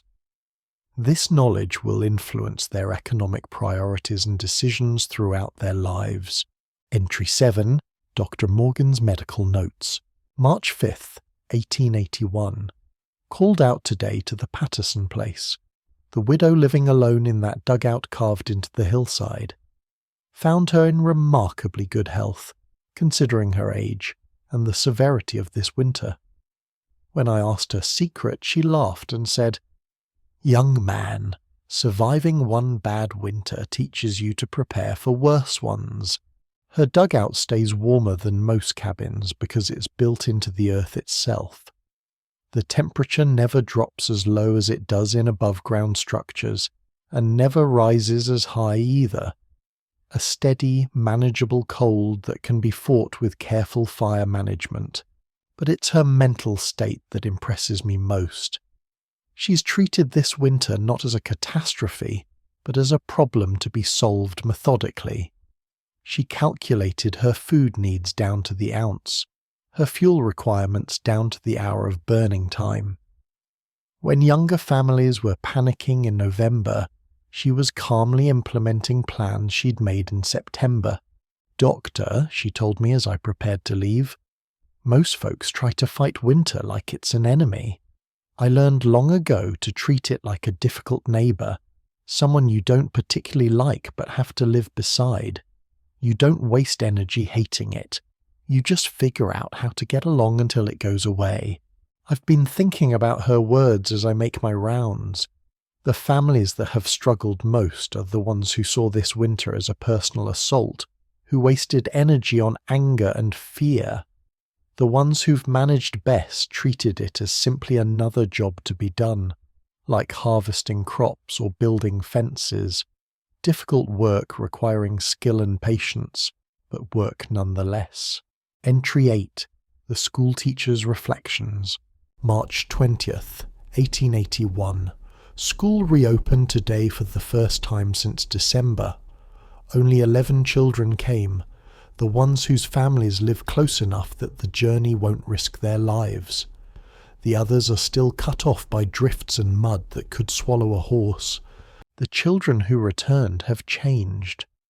They're quieter, more serious, but also somehow stronger. They share their meagre lunches without being asked, understanding scarcity in ways that will shape them for life. Little Tom Nielsen brought a single hard-boiled egg and carefully divided it among 3 friends who had nothing. Mary Stevens has become an accomplished reader during the long winter. Her mother used their isolation as an opportunity for intensive education, and now she reads with a fluency that amazes me. When I asked her what she learned during the months away from school, she thought carefully before answering, "I learned that walls are important, but what's inside them is more important. These children have lived through something that will mark them forever. They've seen their parents make impossible choices, watched their families strip away everything non-essential to focus on pure survival. They've learned that comfort is not guaranteed, that warmth must be earned daily, that spring is a gift rather than a right." Entry 9, The Banker's Secret Journal, April the 2nd, 1881. Spring's arrival has revealed the true cost of this winter in terms that go far beyond human suffering. Half the families in the territory are behind on their mortgage payments. Livestock losses approach 60%. Seed grain meant for planting was consumed to prevent starvation, mortgaging this year's harvest to pay for last winter's survival. By any logical financial analysis, I should be foreclosing on properties across 3 counties. But logic feels inadequate when faced with the reality of what these families have endured. Yesterday, Nelson Stevens came to discuss his situation. Months behind on payments, forced to eat his seed wheat, livestock reduced to a single cow and handful of chickens. But as he sat in my office, I found myself looking not at a failed debtor, but at a man who had accomplished something remarkable. He had kept his family alive through a winter that tested every assumption about human endurance. His children were thin but healthy, his wife was exhausted but unbowed, and he himself carried the quiet dignity of someone who had faced the worst and emerged intact. I extended his loan without additional collateral, called it a business decision, but truthfully it was an act of recognition, acknowledgement that some achievements cannot be measured in monetary terms. Entry 10, The Newspaper Editor's Final Winter Story, April 15th, 1881. As our first newspaper in 3 months goes to press, I find myself struggling to capture the story of this winter in words that might mean something to readers who weren't here, who didn't live through what we've lived through. The statistics tell part of the story. Trains blocked for 8 consecutive weeks, temperatures that reached 50 below zero, snowdrifts measured in stories rather than feet. But statistics cannot convey the texture of survival, the daily negotiations with cold and hunger that defined existence for months. I've interviewed dozens of families preparing this retrospective, and certain themes emerge consistently. The realization that comfort was temporary, warmth was precious, and community bonds deepened under pressure that would have shattered weaker connections. Mrs. Sarah Stevens spoke for many when she said, "We learned the difference between what we want and what we need. Turns out we needed much less than we thought, but we needed it much more desperately." The winter of 1880-1881 will be remembered as the hard winter, but perhaps it should be remembered as the teaching winter, the season that educated a generation about the fundamental requirements of human survival and the quiet heroism of ordinary people doing whatever necessary to protect those they love. Entry 11, The Surveyor's Spring Assessment, May 1st, 1881. Travelling across the territory to assess winter damage, I'm struck by how the landscape itself bears scars from the past months. Fence lines have shifted under the weight of drifting snow. Building foundations have heaved and settled. Trees show damage that will mark them for years, but the human landscape tells a more complex story. Some families have been broken by the winter's demands. The Brennans lost their infant son to pneumonia. The Johnsons burned everything they owned to stay warm. Several families have abandoned their claims entirely and headed back east with nothing but the clothes they wore. Yet others have been strengthened in ways that surprise me. The Stevens family, who struggled through some of the hardest months, now works with an efficiency and purpose that speaks of lessons learned through necessity. Their operation is leaner but more focused, their planning more careful but also more confident. Nelson Stevens showed me his preparations for next winter, already begun, though spring has barely arrived. "We won't be caught unprepared again," he said, and I believed him. This winter created a kind of practical wisdom that no amount of book learning could provide. Entry 12, The Travelling Preacher's Observations, May 15th, 1881. Conducting my first services since the roads reopened, I find my congregation changed by their winter's journey through hardship. They sing hymns with deeper voices, pray with greater intensity, and listen to Scripture with the attention of people who have personal experience with testing and trial. The themes that resonate most strongly are not about prosperity or earthly reward, but about endurance, faith, and the sustaining power of community. When I read from Ecclesiastes, "To everything there is a season," I see heads nodding with recognition, earned through months of waiting for winter's season to pass. Several families have told me that the worst moments of isolation led to their strongest experiences of faith. When human help was impossible and survival uncertain, they found resources within themselves they hadn't known existed. Sarah Stevens described nights when she felt held by something larger than the cold, sustained by a sense of connection that transcended their physical isolation. Entry 13, The Visiting Journalist Report, June 1st, 1881. Sent by the Chicago Tribune to report on frontier conditions following the severe winter, I expected to find a story of simple hardship and relief. Instead, I've discovered a more complex narrative about human adaptation and the unexpected ways that extreme difficulty can refine rather than break the human spirit. The families I've interviewed speak not primarily about suffering, but about discovery, discovering their own resilience, discovering the depth of community bonds, discovering that survival often requires no more than patient continuation of essential tasks. "We learn to live in the present tense," explained Henrik Larsen, the Norwegian homesteader whose winter preparations became legendary among his neighbours. Tomorrow was too uncertain to plan for. Yesterday was too cold to remember. There was only today, only this fire, only this meal, only this hour of warmth before the next challenge. This focus on immediate survival paradoxically created a kind of clarity about long-term values. Families describe stripping away everything non-essential until only the fundamental elements of life remained: warmth, food, shelter, and each other.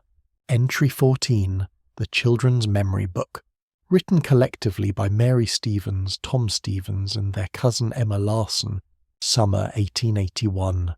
Our parents asked us to write down what we remember about the hard winter, so someday we can tell our own children about it. We decided to write it together because we all remember different pieces, like we each saw different parts of the same big story. Mary remembers the sound the wind made around our cabin, like it was trying to talk to us but we couldn't understand its language. How Mama's hands looked when she worked by firelight, moving so carefully to make our small supplies last. The taste of pine needle tea that Mrs. Larsen gave us, bitter but somehow hopeful, like drinking liquid spring. Tom remembers building snow forts that were taller than our cabin, and how the world looked different every morning because the wind moved the snow around like a giant was rearranging furniture. The way our milk cow looked at us with big, sad eyes when her udder almost froze, and how Papa had to warm his hands before he could milk her. Emma remembers. How the grown-ups talked in quiet voices when they thought we weren't listening, using words like supplies and reserves and rationing that sounded scary but important. How everyone shared everything, even when they didn't have much to share. How our 3 families became like one big family spread across different cabins. We all remember that it wasn't as scary as it probably should have been, because the grown-ups worked so hard to make it feel normal, that we learned you could be cold and still be happy if you had people who loved you. That spring, when it finally came, felt like the whole world was celebrating. Entry 15. Nelson's Reflection. 1 year later, fall 1881, September 30th, 1882. A year ago I was a different man, preparing for what I thought would be an ordinary winter. Today, as I stack wood with twice the intensity and 3 times the care, I understand that last winter changed more than just our plans. It changed our fundamental understanding of what life on the frontier requires. We survived, but survival was just the beginning. The real victory was what we learned about ourselves, about our neighbours, about the difference between comfort and happiness, between plenty and enough.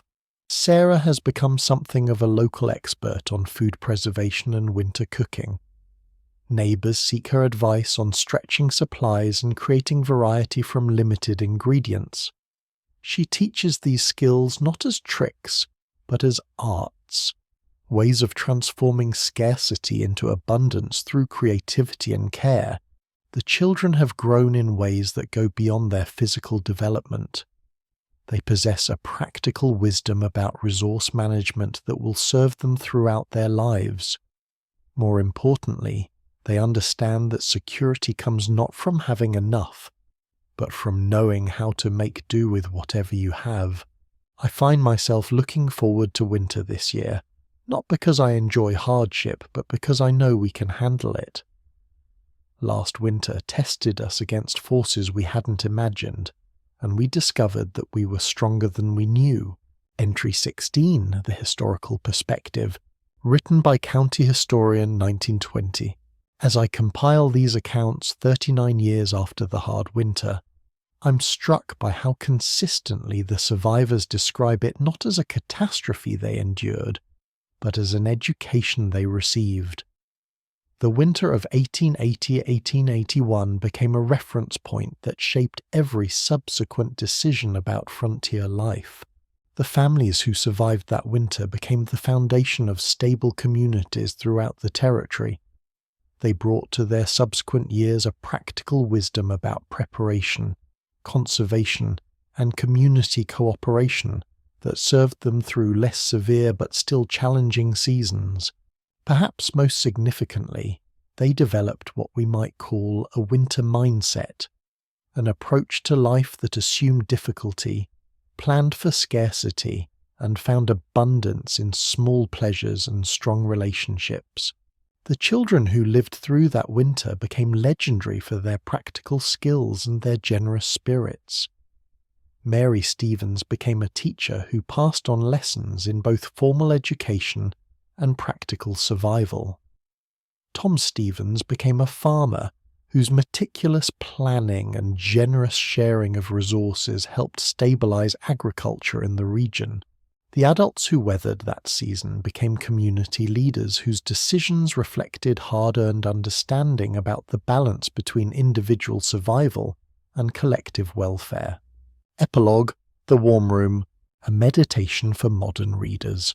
Tonight, as you rest in your heated room surrounded by abundance that would have seemed impossible to the families we've visited in these pages, you are connected to their story in ways both obvious and subtle. The infrastructure that warms your home, the supply chains that stock your stores, the medical knowledge that protects your health. All of these represent generations of human effort to build barriers between ourselves and the kind of elemental struggle that defined frontier winters. Yet something valuable was lost as those barriers grew stronger.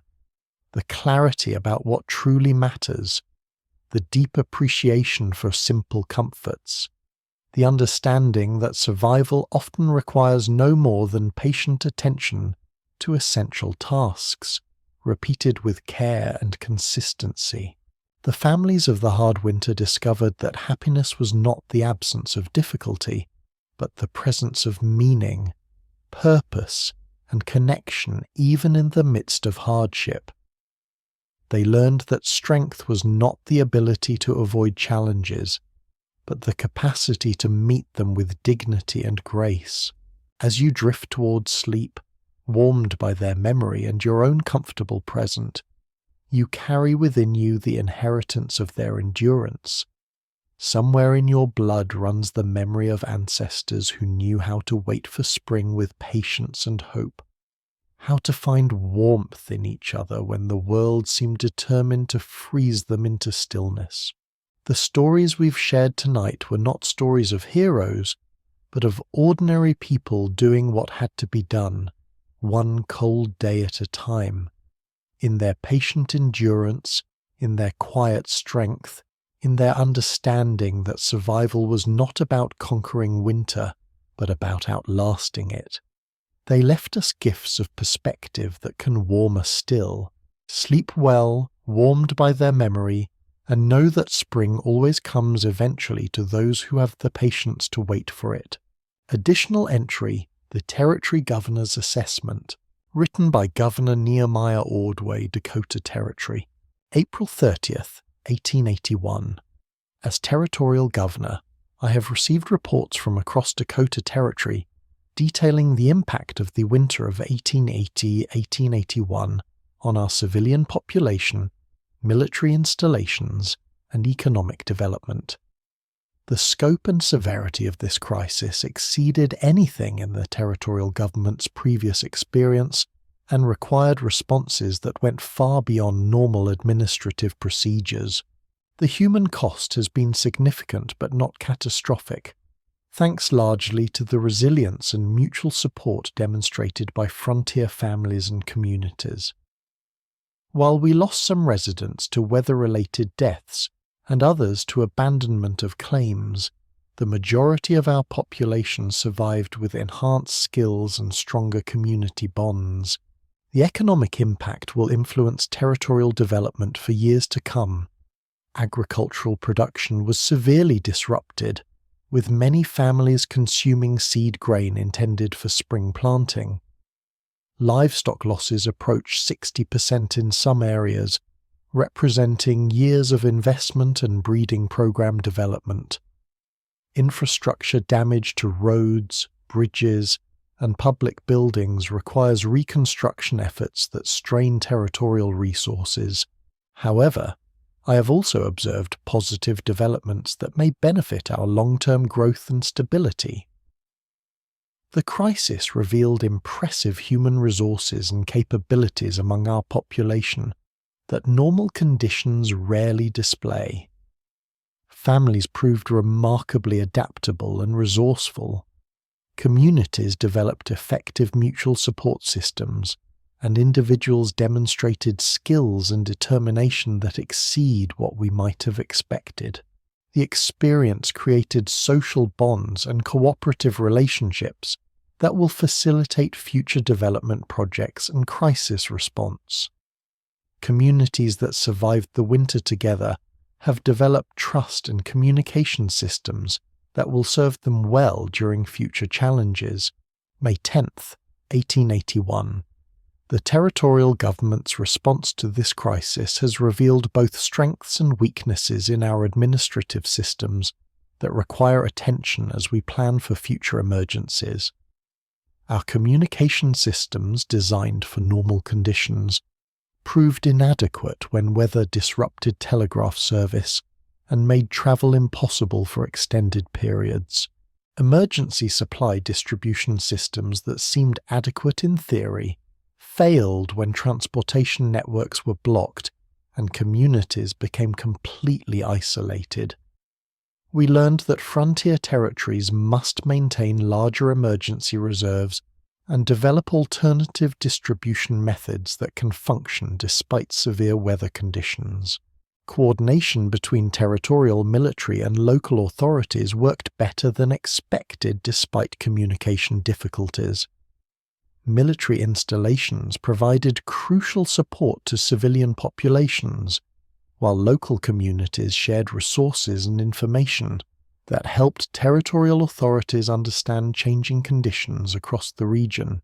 The legal and administrative challenges of responding to widespread emergency conditions required flexibility and innovation that our normal procedures didn't anticipate.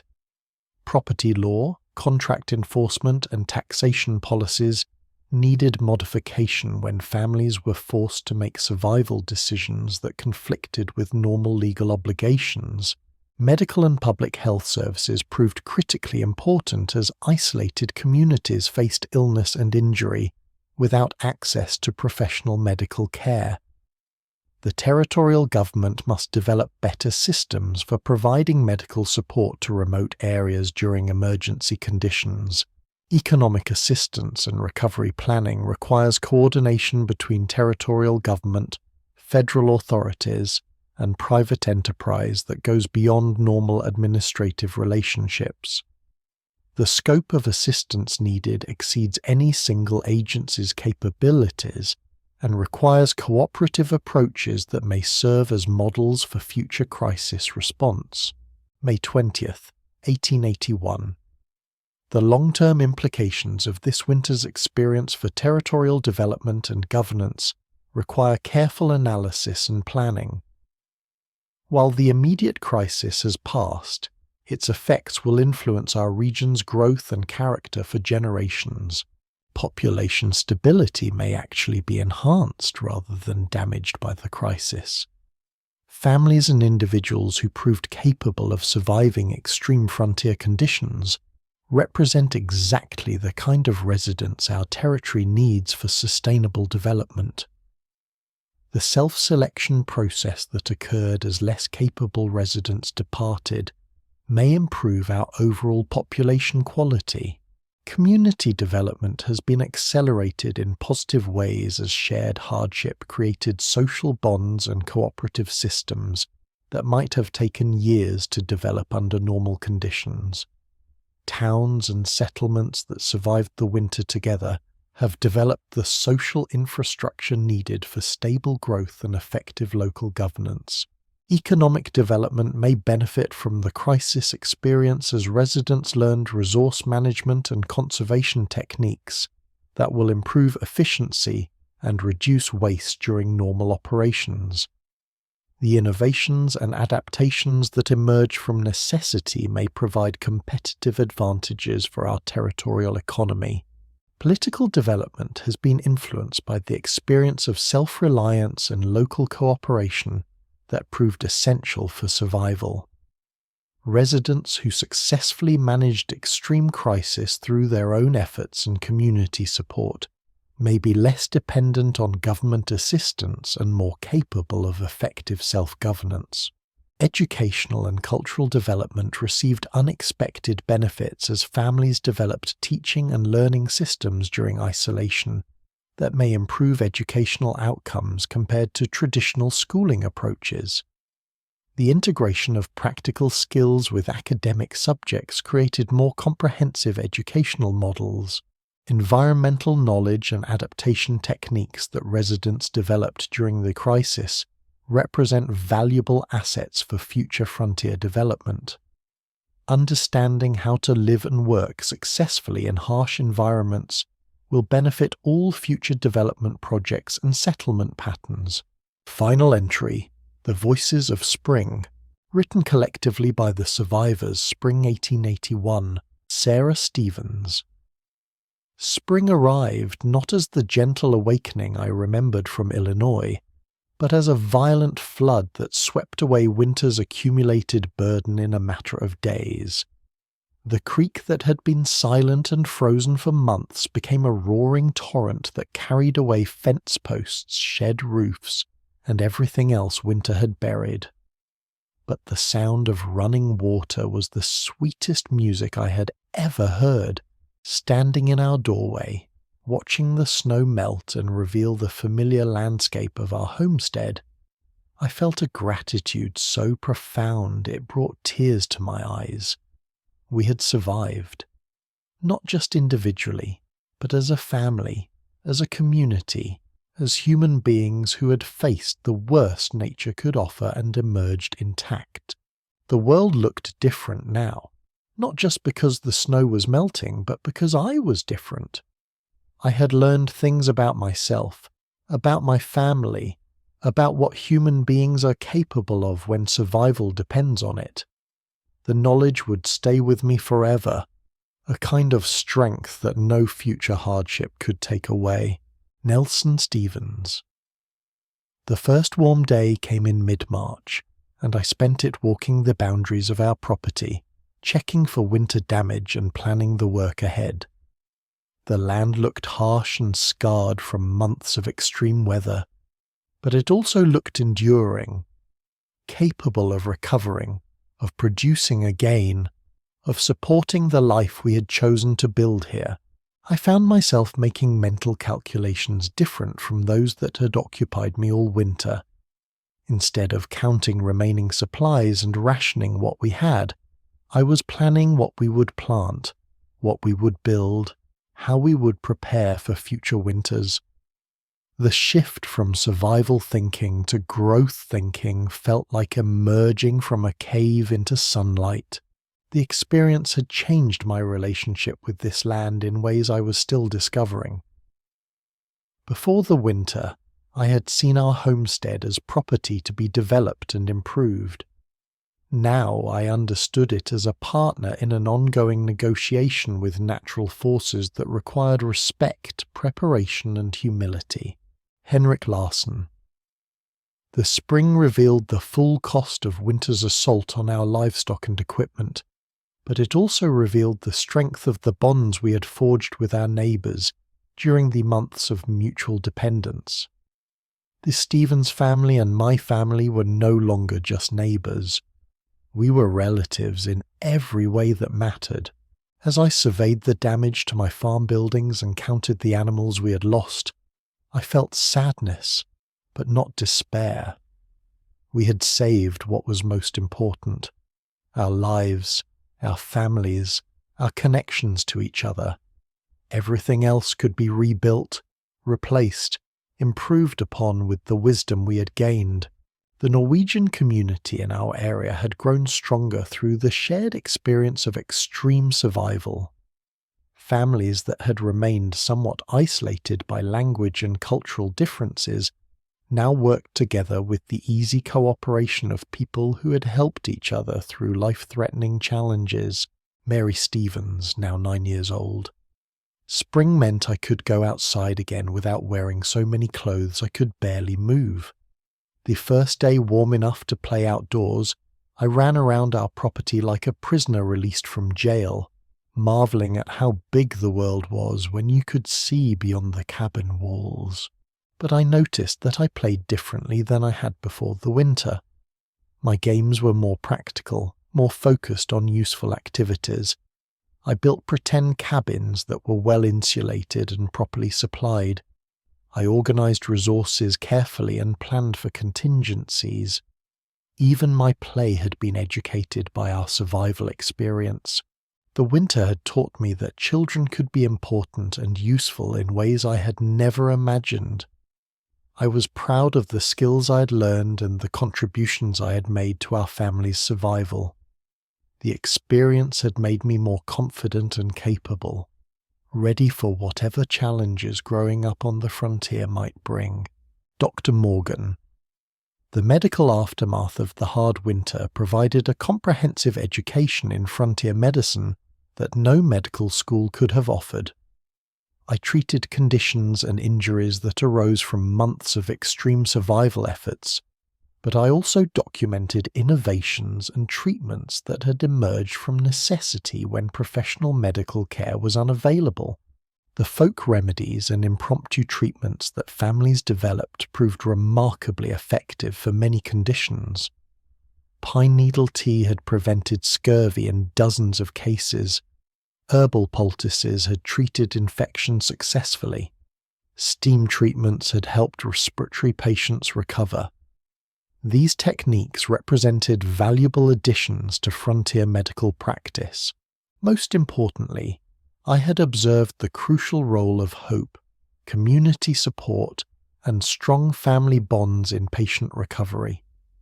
Families with positive attitudes and strong mutual support consistently showed better health outcomes than families where despair and conflict had taken hold. This knowledge influenced my approach to medicine for the rest of my career. The banker. The financial disruption caused by the hard winter required innovative approaches to credit and investment that challenged traditional banking practices. Families that had proven their survival capabilities represented better long-term investments than families with more assets but less demonstrated resilience. I restructured loans and extended payment schedules with unprecedented flexibility, recognizing that the winter had changed not just my customers' immediate financial circumstances, but their fundamental character and capabilities. The mutual support systems that had developed during the crisis created social capital that had genuine economic value. The experience taught me that frontier banking required different criteria and approaches than urban banking.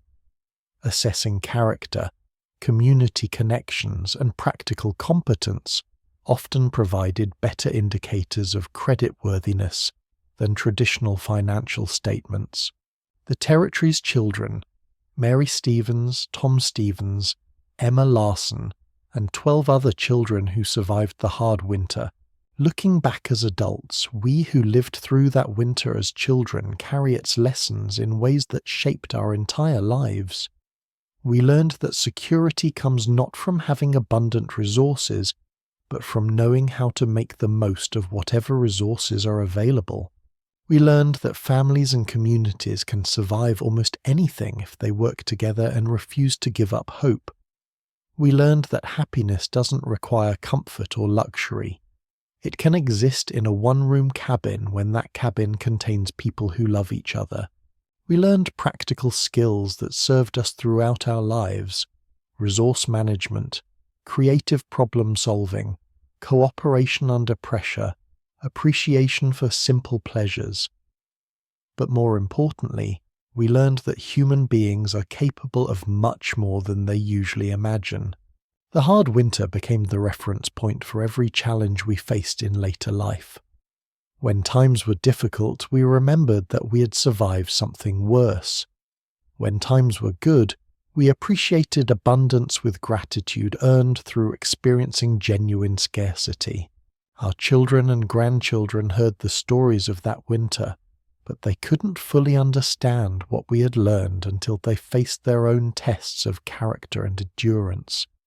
Each generation must discover its own strength, but the knowledge that strength exists somewhere within each person, that was the gift the hard winter gave to all of us who lived through it. The land itself, a poetic reflection from the territorial surveyor. If the prairie could speak, it might say that the winter of 1880-1881 was not unusual. Just another season in the endless cycle of growth and dormancy, abundance and scarcity that has characterized this landscape for millennia. What was unusual was the presence of human families who chose to stay and endure rather than retreat to more comfortable environments. The land tested these newcomers with the thorough indifference that nature brings to all survival challenges. It offered no mercy, no special consideration for good intentions or hard work. But it also offered rewards to those who proved capable of adaptation and endurance. The families who survived learned to read the language of weather and season, to understand the rhythms of drought and abundance, to work with natural forces rather than simply trying to overcome them. They became part of the landscape in ways that casual visitors never could. Their children, born into this partnership between human determination and natural forces, would grow up understanding that prosperity was temporary, but character was permanent, that spring always followed winter for those with patience to wait, that the earth would support human life for those who learned to support the earth in return.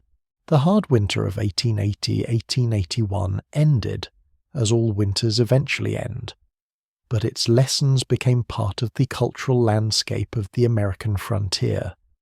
The people who lived through it carried forward knowledge about survival, community, and human resilience that influenced their families and communities for generations. In the end, the winter taught everyone it touched that survival is not about conquering nature, but about finding ways to coexist with forces larger and more powerful than any individual human will. The families who learned this lesson became the foundation of stable communities that grew and prospered, even in an environment where winter could still test human endurance to its limits. The voices of the hard winter speak to us still, across the decades that separate their world from ours, reminding us that human beings possess capabilities they rarely need to use, but that remain available when circumstances demand everything they have to give.